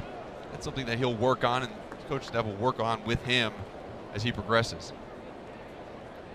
Give to Ward. Look at him just dance his way into the second level. Picks up 7 yards. That's a great 7-yard run. Such a good run. And it motivates the offensive line and the blockers when you know your running back is going to be patient and find the hole. And it allows the offensive line to be aggressive too. You see Washington on a knee. That's Darius Washington, the right tackle. Again, we talked about how thin they were on the offensive line, but you run like that, and now you allow, it's kind of like on a kickoff return, where you allow your offensive line to just block someone, and the running back will find his way off his bum. We'll check on Washington when we come back, and we'll be joined by a former Nole. There he is in studio. EJ is going to join us on the other side here. Florida State handily on top on homecoming. Look back in Tallahassee. By the way, Washington, the right tackle, walked off under his own power there before the break. But EJ Manuel joins us right now. EJ, we've been talking all day long about Florida State and how that 0-4 start, the loss to Jack State, had to be rock bottom. But what have you seen over the last couple of games that makes you think, hey, things are going in the right direction here? Yeah, well, first off, Chris, I think Florida State's doing a great job with running the football, and that's pretty obvious. Jordan Travis being the main culprit of that. I think this team goes when he goes. Also, I think they're limiting the penalties. A lot of times when Florida State has had trouble in the past 3 or 4 years, it's been those bonehead mistakes, those penalties that kind of shoot themselves in the foot. They'll have a big gain on offense, and then they'll have a holding penalty bring it back, or they'll have a late hit, things like that out of bounds. So I think they're limiting that part. And I just like what they're doing. They're playing with a lot of confidence. Nice catch by Helton on that last play flag, so we'll check on the marker. I think this might be an offensive pass interference. Offense, number 11. 15-yard penalty, 3rd down. It is, and we're moving back. And we've seen EJ, Malik McClain, and some of these younger players, too, that the future of the program is going to be based on having success today, too. Yeah, absolutely. And I think the more opportunities these young guys get, the better they're going to continue to be. And that's why I think this game right now versus UMass, yes, it's going to probably be a blowout, or I'm hoping it's going to continue to be a blowout. It's good for them right now. This is going to add to that confidence factor, and I really think this is what that Florida State team needs. When you have the season that they've had, you start off hot versus Notre Dame, a game they could have won and almost did, and then the following week you lose to Jacksonville State. I think a lot of people are probably thinking, oh, FSU's not going to be any good. But now the fact that they battled back, they beat a solid UNC football team, beat another team that's really good. So tonight, this should be another pillar in that confidence level for them. Well, apparently you can have an announcer's jinx from the studio, because right as EJ was talking about no penalties to get that offensive pass interference that ends the drive. But, and I think, too, we talk, I know you're a quarterback, former quarterback, but you know all about all football, right? How impressed are you with the defensive backfield of Florida State recently? In the past 2 games, they found the right guys to be in there. And, I know you watched it, right? That UNC game, Josh Downs, he's an unbelievable wide receiver. And whether it was Jamie Robinson or whether it was Kevin Knowles on him, he played really good man-to-man coverage on him. Yeah, absolutely. Absolutely, Mark. And those guys played, again, with confidence. so much of the success of that program starts with confidence. And when those players have it, they're going to be hard to stop. Look, these are some of the top guys, not just in the state of Florida, but in all of the country. You talk about that game versus North Carolina. Not just the DBs played great, but I thought the defensive front did a really good job of keeping Sam Howell in the pocket and kind of keeping him at bay. Jermaine Johnson, obviously one of the top dogs in the country. He's playing great. And then Amari Gaynor also at linebacker, just kind of being that center force that you need on that defensive side as far as the leadership qualities and making sure everybody's lined up in the right spots. EJ, one of the things when we were talking with Jordan Travis earlier in the week, he talked about how important it was for Charlie and for you and the other quarterbacks to be in conversation with him. How often do you do that, and how important is that for you to make sure you pass that on to the next group of guys that are coming up? Yeah, Chris, I mean, it's extremely important. Those guys before me did it. Charlie Wood will reach out, Chris Winkie will reach out, Danny Cannell, those types of guys. But when I get chances to talk to Jordan or whoever it is, Mackenzie Milton, I always want to give back and, be positive. I think so many times we can get caught up in, us being alum and wanting them to win all the time and saying the bad things. But when you get an opportunity to speak to them, man, I always want to build them up, make sure that I'm a resource to them, that I'm always available. Coach Dillingham knows that. Coach Norvell, they both know that. But the discussions I have had with Jordan Travis going back to the summer and even some during the weeks early in the season when things weren't going great, I could tell he just wants that success. And I just told him, hey, man, keep your foot on the gas, keep building, you're playing good football, and some of those times when the ball's not going your way, it's going to eventually start coming your way, and that's obviously happening right now. He's got a baseball cap on the sideline. If you're a quarterback and you have a baseball cap on, does that mean your day's done? You think he's more than likely, Mark. You and I both NFL guys. Sometimes you come to the sideline and have a hat on in between drives. But I think if your cap's on right now, and I can't see him, but I'm assuming if his cap's on right now, another QB is probably gonna get in there and play. It's a blowout. Yeah, probably. Yes, we talk about the progress of Jordan Travis and developing in his route reads and reading defenses. He's always been great on the ground. And he's better than you on the ground now. He's passed you in the rushing yards. When you look at all the guys he's passed, you and Christian and Ward, did you feel some type of way he passed you, or are you just happy for him? You're happy for him and this team. Yeah, I'm absolutely ecstatic for him. A lot of times I was trying to throw the rock. So that might be why he has me on the ground game. But in all seriousness, man, I think Jordan's growing. I think he does deserve more opportunities to throw the football. I know the offense is kind of based around the run game, and when he has success is obviously with his legs, but he can throw. I think a lot of fans are still waiting for that to be shown. When I had a chance to go down to Tallahassee during the summer and watch them practice, his 7-on-7 was solid. Some of the team drills were solid as far as him throwing the football. So as the season continues to develop, I think as he continues to kind of lock in as a starting quarterback there, because there was kind of that back and forth with him and Milton, I think Coach Dillingham will start to give him more opportunities with the passing game. But you also got to remember you got the O-line to think about. You got some young receivers you're working with. But again, he's going to continue to develop into an all-around quarterback, not just one that can take off and run. EJ, appreciate it as always, man. Be careful with that crew back in studio. Dangerous lot in there, man. Will do, guys. Y'all take care. Ja'Shawn Corbin carrying on first down on this drive for the Noles. Chubba Purdy now in at quarterback is, to Mark's point, talking to EJ, the ball cap on, men. Jordan Travis's day is presumably over, so some work for Chubba Purdy, the freshman out of Queen Creek, Arizona. Played a little bit last year in the COVID year before he was injured. Really highly recruited guy, too. Number 6 dual threat quarterback coming out of high school. They were excited to get him. He got one start last year. Now he's getting some time in kind of that reserve position, and Norvell's trying to look for what he's going to have in the future. Give some live game reps for Chubba. And you saw he was Brock Purdy's brother. Ooh, that's Corbin. More yards added to his total as he picks up a first down. That offensive line really paving the way. And for more on that group, let's send it down to Jalen Johnson on the field. Yeah, guys, so you saw Darius Washington come off the field under his own power on the last time offense was on. He's back, and that was something else that Coach Norvell talked to me about at halftime, how thin they are at the offensive line and how he has to check in every single drive to make sure that they can sustain and protect their quarterback. Yeah, thanks, Jalen. That's been a big point for this team. As a completion to Williamson, Darian Williamson, that's his first catch of the day. Moves the chains again. They're finally relatively healthy, Mark, on the offensive line. They've got 4 of their top 5 guys, and those 4 guys are as healthy as they've been all year, so they can't afford to have anybody else go out. Devontae Love-Taylor, the transfer from FIU, he's not available. He's hurt. So they really don't want anybody else to get hurt with this schedule coming up that they have. Give to Ward.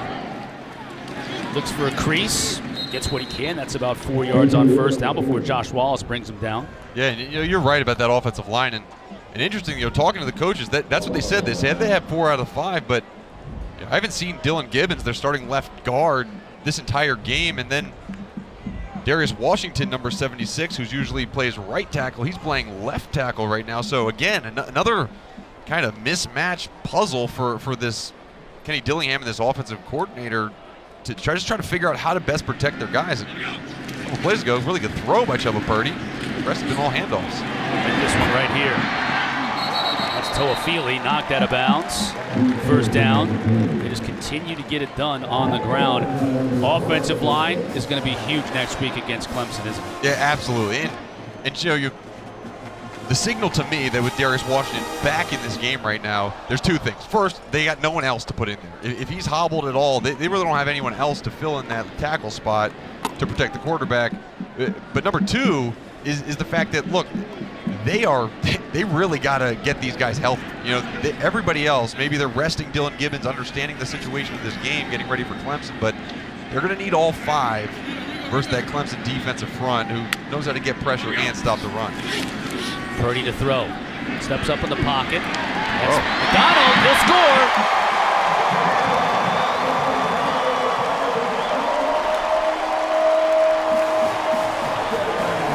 Cam McDonald, what a touchdown catch.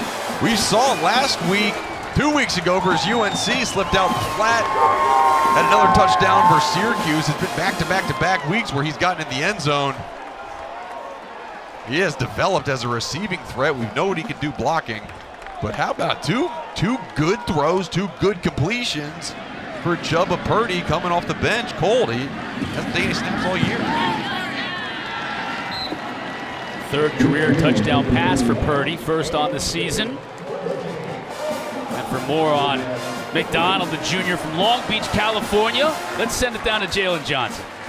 Guys, Cam McDonald just for that touchdown, but over quarantine, he said he wanted to come out with something that was going to be really inspirational for him and help him. So over quarantine, he decided to become a 200-hour yoga certified teacher. So he goes on campus to Landis Green, and he teaches yoga class, and it's yin yoga. And I actually got a chance to go to that yoga class. And he said that he wants it because football is so high energy on his body, wants it to be low energy and wants it to be relaxing. So he opens up the class for students, and some of the players have taken it. And I asked Coach Norvell, I said, have you taken Cam's yoga class yet? And he's like, nah, I can't even imagine taking directions from Cam right now. Jalen, we saw you killing it on that yoga on the field out there. How was it? Was it difficult? I told him to start me off easy, all right? So I was out there I used to be a cheerleader, so I think I was doing pretty well for not have cheered since senior year of high school. You had the flexibility, you had the muscle tone to be able to get it done. Yeah. I know Mark does too. Mark is in very good shape. If I tried that on the play, ball's down. There's a scramble for it at their 25. If you remember, the Noles fumbled the opening kickoff. Now they're looking to get UMass to return the favor, just waiting on the official signal, and it is a turnover.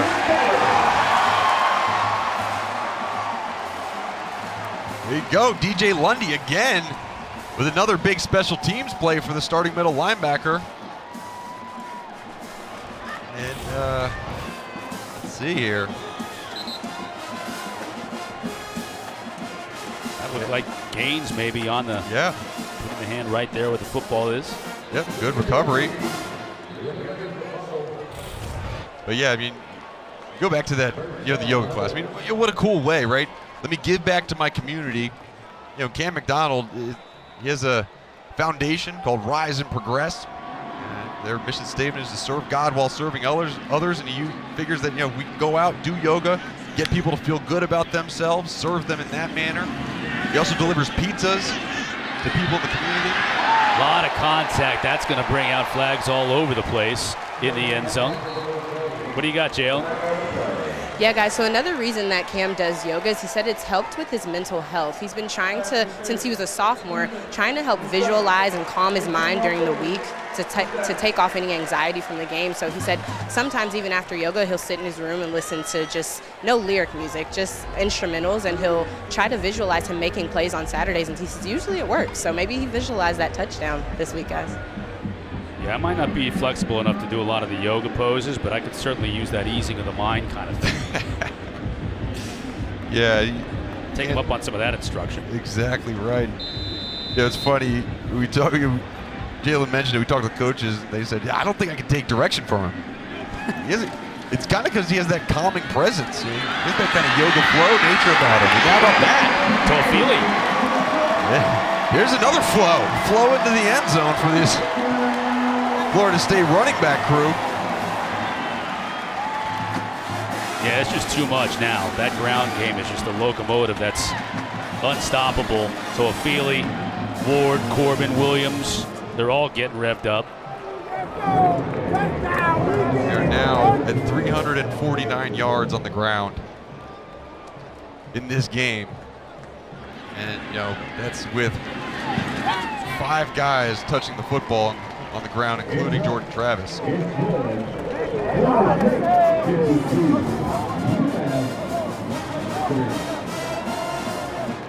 52-3 our score here in the third quarter.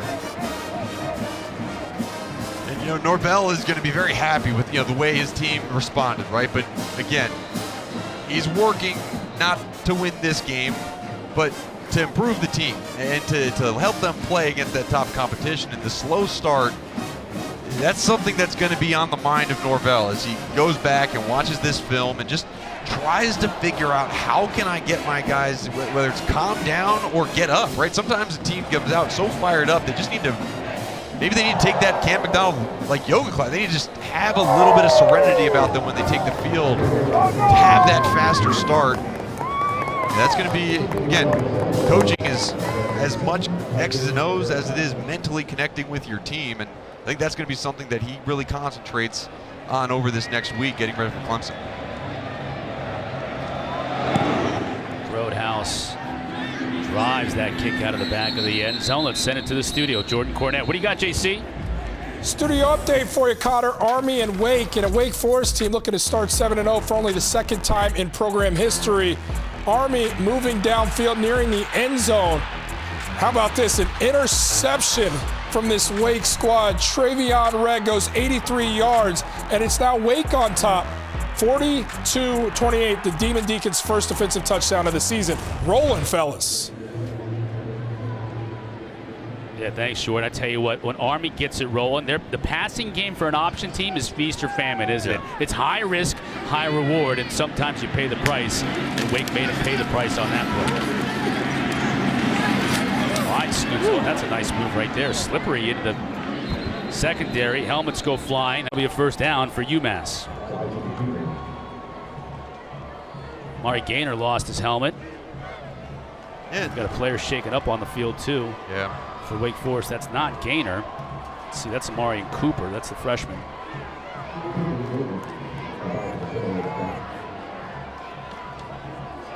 Well, we just heard from Jordan on Wake Forest and got an update on that game against Army as they're at a conference today as well. Let's take a look at what the Demon Deacons have coming up. They're the unbeaten team right now. The ACC kind of hanging their hat on Wake Forest to be their representative if they can get there for the college football playoff. And here's what they have coming up. I mean, it's not easy, okay? No, it's not. At Carolina, NC State's playing well right now. You're at Clemson. I don't care what kind of year they're having, tough. And then at BC. BC's got to put points on the board. Yep, and really, every one of these teams, there has been a blueprint at some point this season of how to beat them. And so that's going to be huge for Wake Forest to go back and Dave Clawson to look at how did these teams get beat? What was it that the opponent did versus them to get them higher on the scoreboard or to stop them, or whatever it may be. But you look at the rest of that schedule, it's a tough schedule. And actually, interesting, even though they are undefeated, FPI has Pitt as the best chance of the ACC to make the college football playoffs, even though they have that one loss. So, really just to Western Michigan. Well, it doesn't mean it's going to happen, right? But that, That's what the stats say, but that's why stats don't play football. Good test today for Pitt against Clemson in Pittsburgh. Look at this formation. Merriweather just nowhere to go, though. But you know what's interesting? Like, that is what Florida State's been running the entire game. And now Walt Bell lines his team up in the exact same formation with the 2 tight ends right off the ball. They pull the guard, they bring the tight end back around. And, very interesting. Walt Bell, he was a coordinator here at Florida State in 2018. Then he got this job with UMass to try to build it, as we mentioned before, but it's cool how in-game, right? He's like, wow, that's been working for them. They have a mobile quarterback. Let's see if that works with our mobile quarterback. Good job by Florida State recognizing and stopping. It's Kalen DeLoche who brought down Merriweather for a loss. Now Wise, he's going to be flushed and brought down.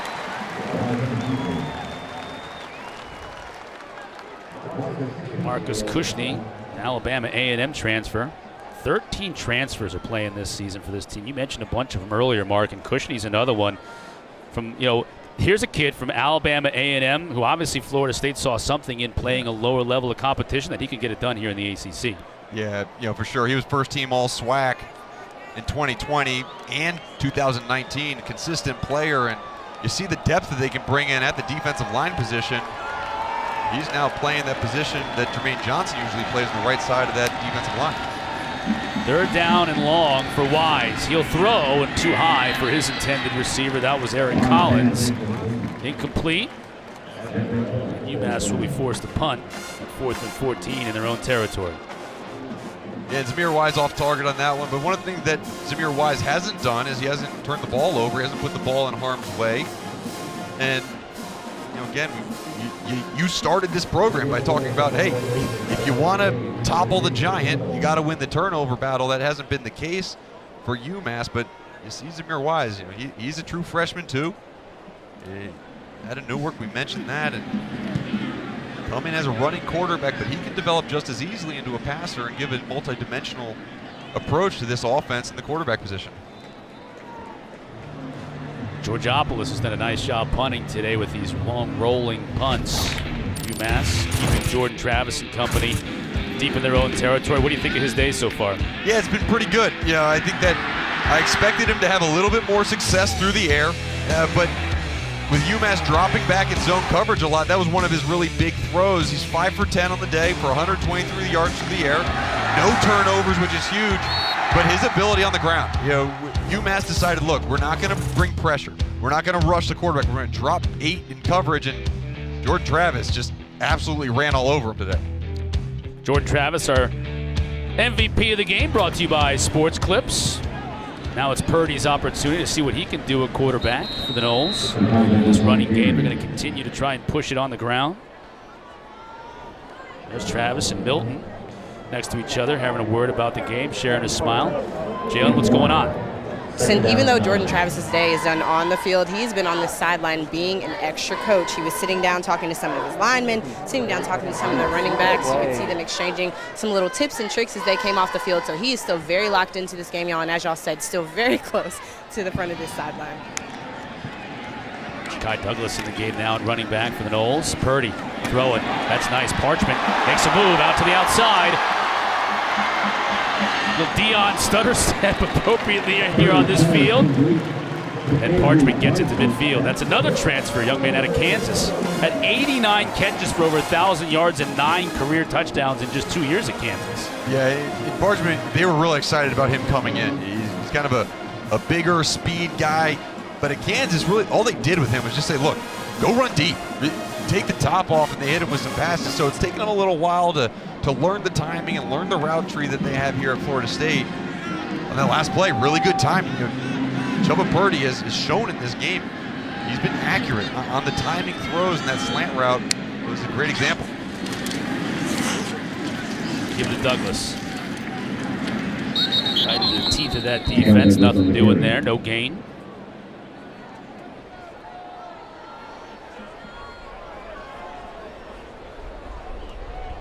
Douglas, another one of the running backs. Guy Douglas, they utilize him in the slot as a wide receiver. Got great hands out of the backfield.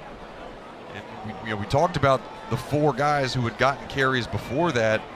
And now you add Ja'Kai Douglas, kind of a different style runner, kind of a slasher in the backfield. Provides another option. Purdy's going to keep it. Shows his athletic ability. Get to the corner. Tanner Davis, former walk-on, brings him down. You know, with the COVID year, it feels like a long time ago that Chubba Purdy made the announcement he's coming to Florida State.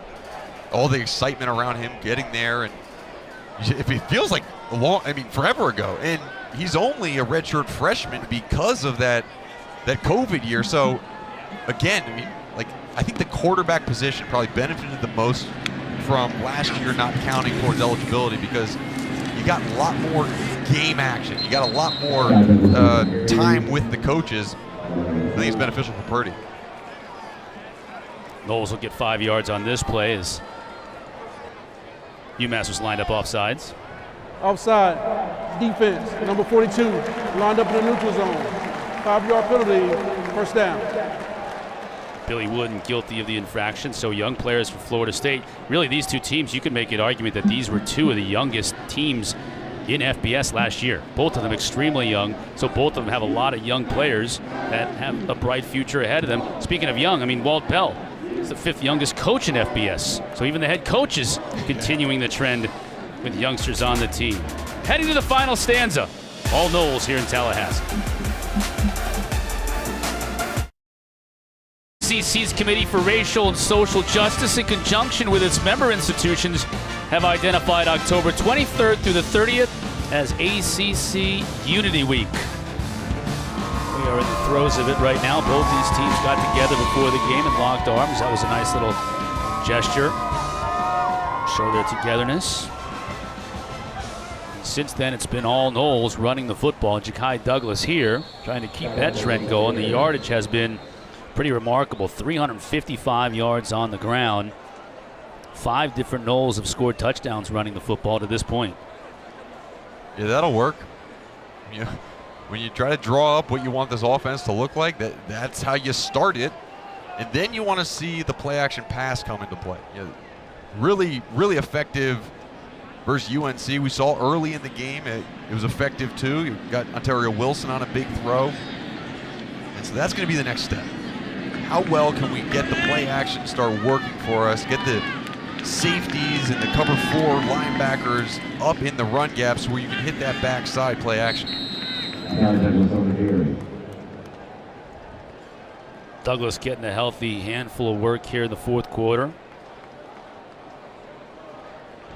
You mentioned Clemson next up for Florida State, and kind of the goals of this team. Jalen talked about it earlier, how Keir Thomas talked about when they lost to Jack State, they all got together and said, let's just win out. Yep. Well, that didn't happen right away. They started 0-4, and at that point, I think the smart thing, the veteran players like Keir Thomas, along with head coach Mike Dorvell, said, let's forget about these grandiose plans.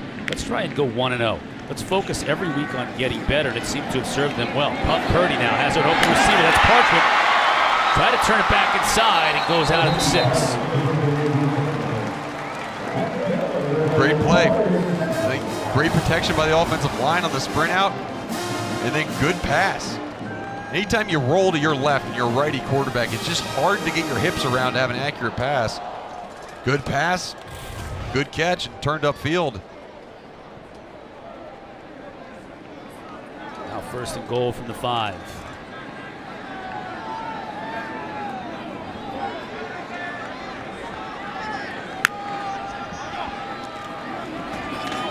Purdy the fake. Wide open is Jordan Young. That's a score.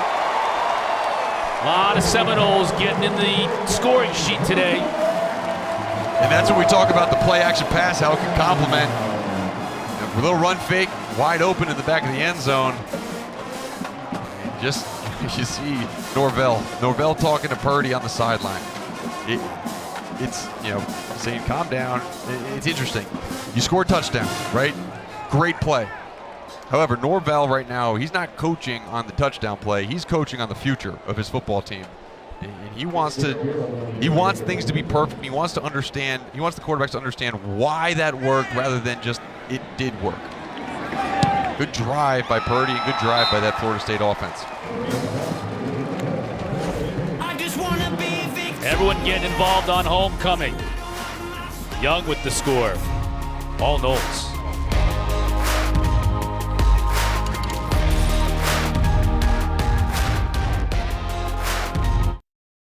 Time now for our drive recap. It's brought to you by Marathon. Just look at their last 3 drives. Yeah, that's pretty impressive. Pretty efficient.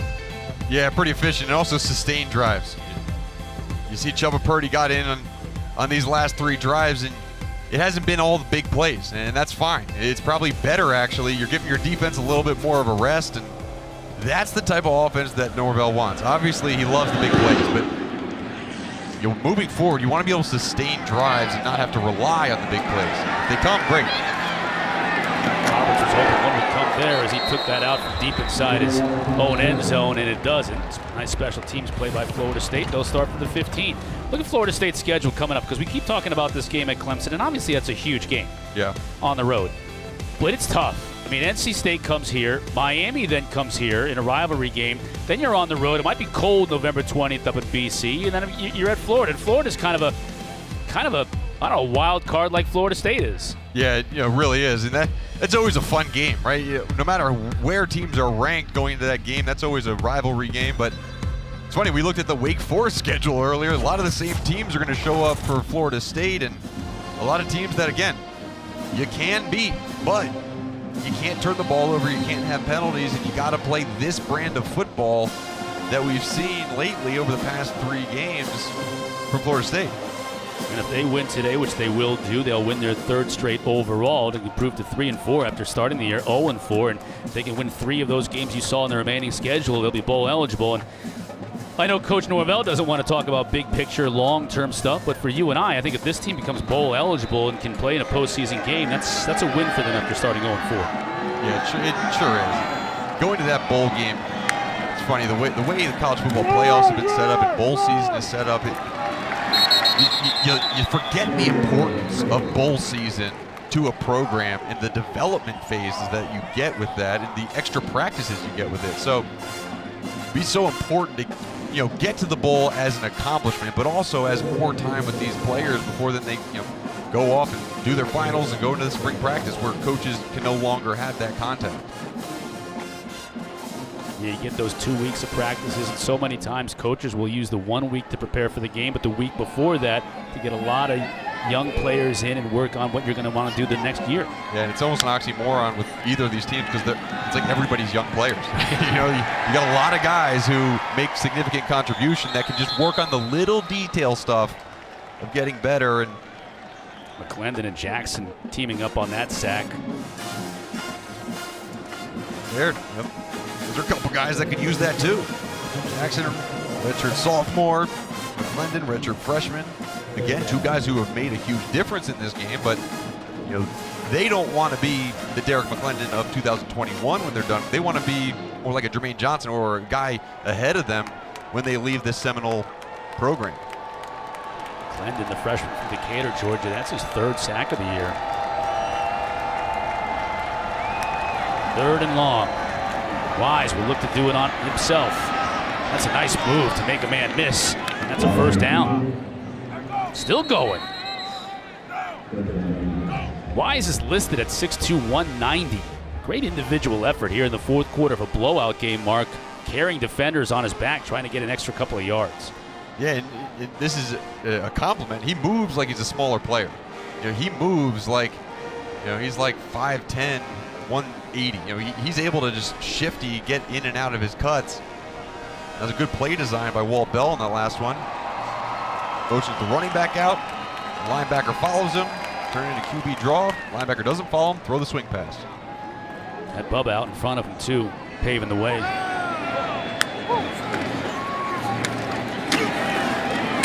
Merriweather crashes into that defense, gets 3 yards. Bubba Tomlinson, let's not forget how good of a player he was. Bubba Tomlinson didn't just come from a small town, Beaver, Ohio, and just come out of nowhere. Went to junior college at Iowa Western and had offers from Iowa State, UCF, coming out of JC, decided to come to UMass. Now he's a starting center. Tell you what, he got a lot of people come to Beaver, Ohio. Kind of doubled their per capita. Well, I mean, when the recruiters are in town. If I could get there, you got to stop at Emma's Frosty Cream and Pizza. Yep. Every small town in Ohio has a ice cream burger place that everybody goes to Friday nights after the game. Look at Wise. Still on his feet. And gets out of bounds at the 45. All those yards, and he avoids taking a hit. With Zamar Wise in the game in this second half, it's been the most productive this offense has been. Brady Olson, again, he's got a lot of potential. Maybe a little bit further along in terms of the passing confidence that coaches have in him, but Zamar Wise, he's adding that dual threat, and when you're building a program and you feel like you might be lacking in certain areas, having a guy that can just make a play when things break down, it's very beneficial and builds confidence.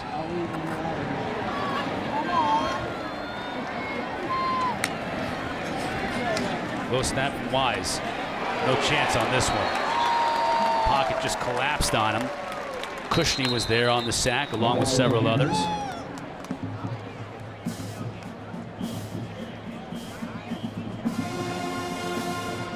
Brady Olson coming back in the game, now quarterbacking, as Wise has taken a few hits on this drive. Wise is going to take a little break. His helmet came off. Yeah, necessary break. Gotta take it. Yeah, helmet comes off. You got to sit out for a play, and probably welcomes it on this one. Yeah. But he's given him a little spark here in this fourth quarter. He definitely has. He really, very dynamic runner. And has some accurate throws as well. Cesare the back, good motion.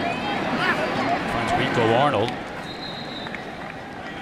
Came into this game as their leading receiver, but that's the first catch he's had all day. You talk about both these teams. Both these teams are coming off of a bye week, and you're talking to both the coaches. There's always the concern of, okay, is the change in the schedule, is the change in the natural routine of things going to affect it all, the play on the field? And well, yeah, I don't think it has. I think both these teams came out and they responded well to the week off. They healed up a little bit, and this part of the game for Florida State, especially defensively, getting a bunch of the backups in, getting rest to your starters, it's going to provide like another half game of rest before you get ready for that big session of ACC play going forward. Eric Collins over the middle. Nice job by Brady Olson finding a graduate student from Tampa, Florida. Eric Collins, he's played well today. There's a couple times where he was open too, didn't get the ball delivered to him, but really good route running, short area quickness. One of the smaller kind of slot receivers, but as a grad transfer from NC State, he wanted to come in, he wanted to make a difference, and he's provided an outlet option for his quarterbacks. Played well today. Good long sustained drive. Best one of the second half for UMass. Wilson with the pump fake. Oh, defender fell down, but the ball just a little bit behind his receiver. Olson's progression, it's going to be not necessarily understanding when your receiver is open, but taking his vision off of the receiver right before the throw takes place and moving it to the defender. It's a lot of times he throws these interceptions when he is throwing the ball to someone who's covered man-to-man and not realizing that there's an additional zone player in the zone he's throwing into. And that it takes reps, it takes film, it takes throwing interceptions in practice. He hasn't been on campus long enough. This is a nice design play here too. Cesare out of the backfield, got blocking in front of him, and was able to pick up 7. And that's the complement play that we saw earlier with Zamir Wise. Pulled it back down, ran the quarterback keep. That time it was zone. The running back swung out, no linebacker followed. Good completion for a first down. And talking to Walt Bell too, he reminded us of they don't have a full roster in terms of scholarships either. They only have about 53 scholarships, I believe he said, for this season. Those will increase next season, but feels like he's playing man down. They have 110 guys at camp, but a lot of them are walk-ons because you need to build the bottom and the top of the roster. First year in 2019, he said he had 67 players dressed. Right. Everybody. Olson. That's a tight window right there. Well covered. Eric Collins. Too tough to get it to him. He'll being a 4th down and 4. And clearly, Walt Bell and company are going to go for it here.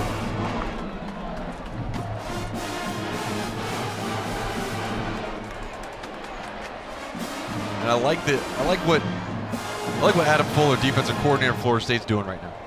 You got your backups in. Let's play some man-to-man. Let's see how well they can cover in game situation, man-to-man, and then he'll sprinkle in zone every now and then, but he wants to put pressure on the coverage aspect. He's probably not going to bring an extra guy in a blitz pressure. How can my DBs pass off these routes? 4th down for Olsen. And dropped. You put the broadcaster kibosh on Collins. It's a great game to this point. That would have been a 1st down, and Collins couldn't bring it in. So the Noles take over, up 59-3 here at home. ACC Network Football is presented by the Eat Fresh Refresh at Subway. Homecoming activities this weekend. Seminole Nation represented, handing out the homecoming chief and princess their crowns. Brooke Doring and Paxton Rhodes, the homecoming chief and princess. We saw one of those competitors in our hotel this morning. One of the beautiful young ladies in those dresses. Yep, one of the princesses. Looked like a princess. Great day for them. Tate Rodemaker now in a quarterback for Florida State. Give to DJ Williams. Give him 7 yards. We talk about getting reps for the defense, but we talk about the offensive line depth for Florida State. This is a completely new offensive line right now for Florida State, and they've been doing well. The past 3 drives, again, has been this same backup offensive line. Bryson Estes, Lloyd Willis, David Stickle in there, and they've been playing well. And again, good reps for these young guys. They're going to be needed at some point, whether it's this season or all of next year.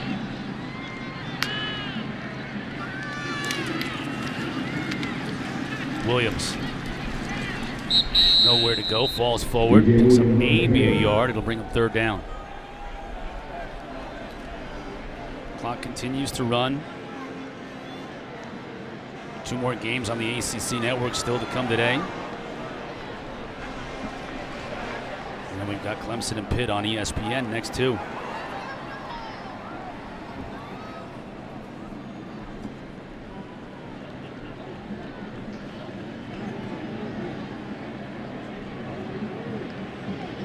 Armstrong and Sims, Georgia Tech and Virginia coming up in the nightcap.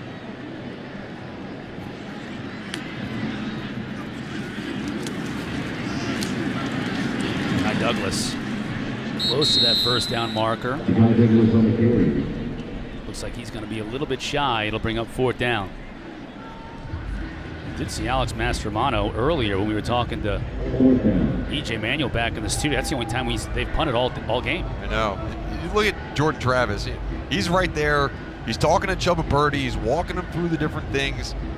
And this is a change. This is a change in the overall feel of what Florida State football is. Over the past couple of years, honestly, I really before Norvell, a little disappointed with when they would get either up in games or down in games. The starters would all be on the bench. They would have their heads down or heads up or whatever. All of the starters for this Florida State team, they are all standing up. They are all watching the younger players play. They're invested in the formation and the development of this program, not just the game itself. So, I think it's a refreshing thing for a fan to see, and it's something that you might not always see on TV copy at home. Great to see here. Nice defensive stand by the Minutemen on that possession. They'll take over when we come back. UMass taking over here after the 4th down stop. Let's take a look at the ACC resumes of the 4 teams really that are vying for potential ACC championship and the ensuing playoff berth that may or may not come along with that championship. Yeah, and you look, I think maybe the surprise is Pitt. The FBI has them ranked at number 7, Clemson at number 10, and obviously Clemson had the start of the demise for them was that NC State game where NC State played well, and Wow, look at this. This is a Great great effort. play. Great effort by O.C. Johnson. We do have a flag on the play. Helmets go flying. Johnson's fired up. We may have Ineligible receiver downfield. Offense number 12. It's covered up. 5-yard penalty. First down. That's again one of those things when you got a young team. Yeah, and when you do the multiple formations, you got to make sure you know who's on the line of scrimmage and who's not on the line of scrimmage. There's just too many guys, quite honestly, on the line of scrimmage, and I think it was the top of the screen where 13 and the wide receiver towards the top were both on. Yeah, they said 12, but that was Olsen, the quarterback. I think they meant 13 to your point. First and 15 now. And you know, you think about, we talked about Pitt. Say Pitt wins out, wins the ACC championship. They have one loss, and that loss is to Western Michigan. I know the playoff committee wants to reward champions, but you got two teams from the SEC with one loss. You got a team maybe that didn't win the Big Ten with one loss. Yeah, I just find it hard that loss to Western Michigan is going to, even though it was early in the year, is going to be ignored. Well, let's put it this way: they have the highest percentage chance of going to the playoffs, but it's still at like 19%. It's not a good percent chance. And they need to be really impressive. Yes. You know, because then they need to put all the naysayers in the rearview mirror. Well, Kenny Pickett needs to have a Heisman day, and that, whether that's versus Clemson or whether it's versus something, he needs to have that Heisman moment to, you know, turn some people's heads and say, okay. False start.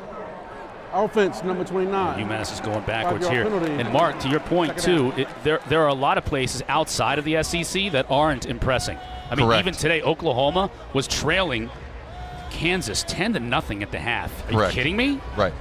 Yeah. But are you kidding me? That's a good phrase to describe that situation. And man, it's been I think a wild season of football. And you see some of the teams that traditionally are powerhouses not be as good, and I think some of that has to do with the fact that you're having a lot more sixth-year players playing against some of the true freshmen on some of those powerhouse teams, where, you know, teams that don't necessarily put as many guys in the NFL draft are having guys stick around to play more continuous football, i.e. Pittsburgh. I mean, Kenny Pickett's back again. He's been there forever. It's his sixth year. In a normal year, he'd been gone. Defense number 32. Ball be placed on the spot of the foul. Automatic first down. This will be a fresh set of downs for UMass. Stephen Dix Jr. guilty of the pass interference. And there you see Coach Norvell constantly coaching.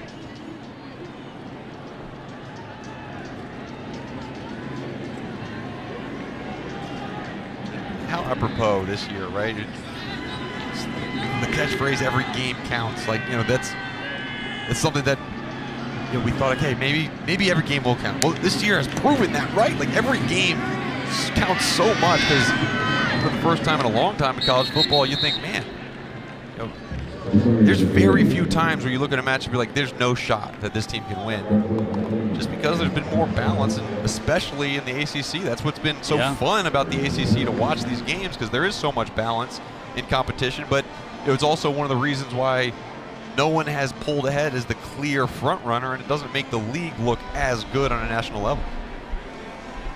Well, Michigan was having a hard time with Northwestern earlier in the day. They've since pulled away. Jamar Wise back in the game. Fake to Cesare.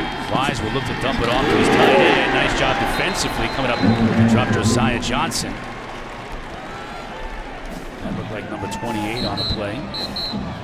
And we talk about games going on around the country in the ACC. Right now, Wake Forest, the last unbeaten team in the ACC, is up 56-49 against Army. Yeah, that's a crazy. How about that?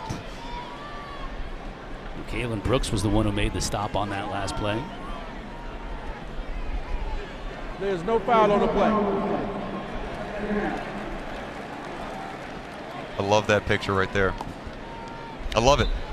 That's Odell Haggins on the left, the longest tenured assistant coach at any program.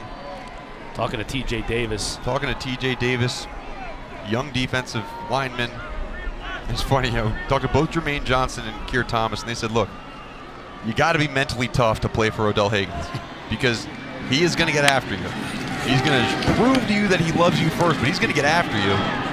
And just, it's effective, right? It's effective way of coaching, and if you want to be the best and you want to be coached by the best, you got to have a little bit of a thick skin to play for this guy. But I tell you what, it pays off. You've seen it from the guys who have come out of here, gone to the NFL, and the careers they've had in college as well. Now Josh Farmer he's having words with Josh Farmer. And that's one of the things that Keir Thomas said about Josh Farmer. He said, this young man who's a true freshman takes coaching from Odell Higgins. Yep. He said he's mentally tough. He also, interestingly, said they call him caveman because of his hands.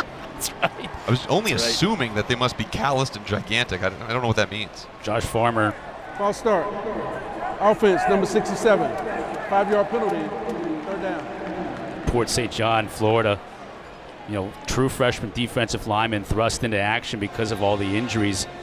Outside of the top guys with this Florida State D-line, Jermaine Johnson, Keir Thomas, Fabian Lovett, the transfer from Mississippi State. They've had to rotate really a lot of guys in there, and young guys are forced and thrust into action like Josh Farmer. There's little things, right? Odell Hagan was getting on him because he had his head down. He was catching his breath. Get your head up, watch the field, be prepared to go.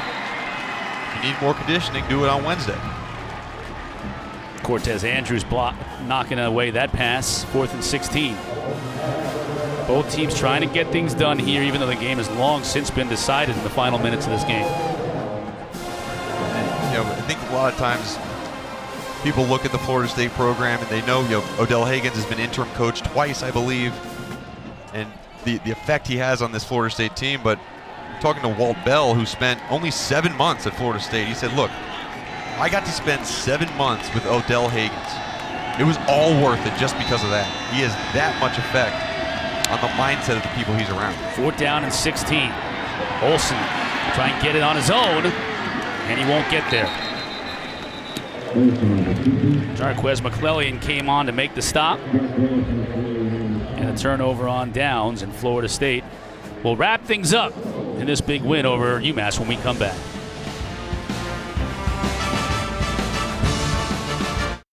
ACC Network football presented by Subway, 59-3 our score here. Final minute of this contest on homecoming. Big day offensively for Mike Norvell and his troops. 59 points, 369 rushing yards, 590 total yards. All program highs in the Mike Norvell era as Tate Rodemaker takes a knee. Seconds count down on this one, Mark, and now they start to look forward to what is really a ramping up in schedule in the ACC, and it starts at Clemson next week.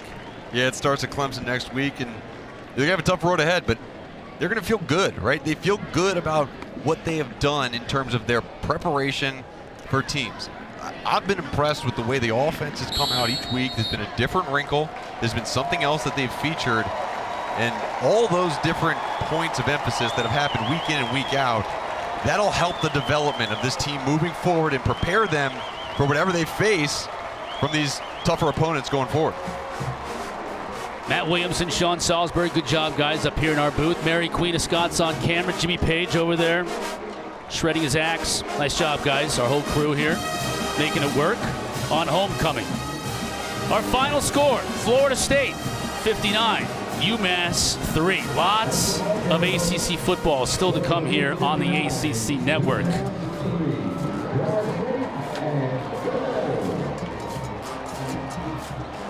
Jordan Travis started off slow, Mark, as you mentioned, but they had the fumble on the opening kickoff. The only 3 points of the game for Massachusetts came off after that fumble. And then they got things together and started running the football, big chunks, and that's when the yards and the points started piling up. Yeah, that's when they started piling up, and it was a good thing. It was a good thing for Jordan Travis to have that baseball cap on, to be on the sideline, to be able to continue to let his leadership grow. And it seems like a small opportunity, but there's not many times in your career as a starting quarterback where you get that opportunity to sit on the side and watch the other guys play and help coach them up. It helps him build his confidence as a quarterback and his ability to do more things for this team going forward.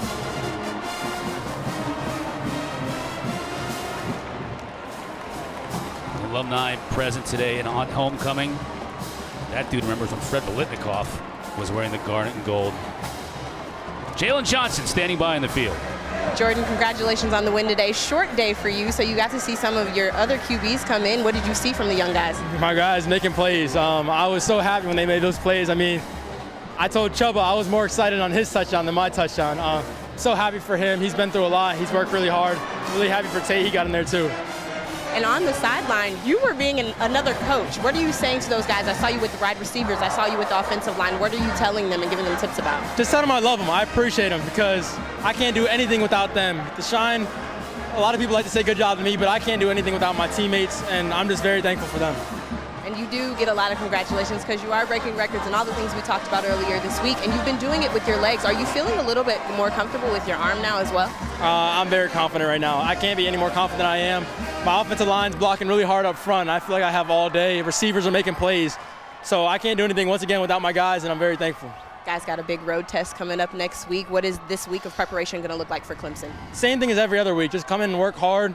Just keep a positive mindset, just going in and staying calm. It's just another football game. It's all about us. We just got to play our game, and yes, ma'am. The 1-0 mindset. Yes, ma'am. All right. Congratulations. Thank you very much. Appreciate you. Thank you, Jalen. Jordan, appreciate it. Once again, our final score, Florida State 59, UMass 3. Coming up next, more college football. Boston College taking on Clemson. For Jalen Johnson, Mark Hertzlich, and our entire crew, I'm Chris Cotter. So long from Tallahassee.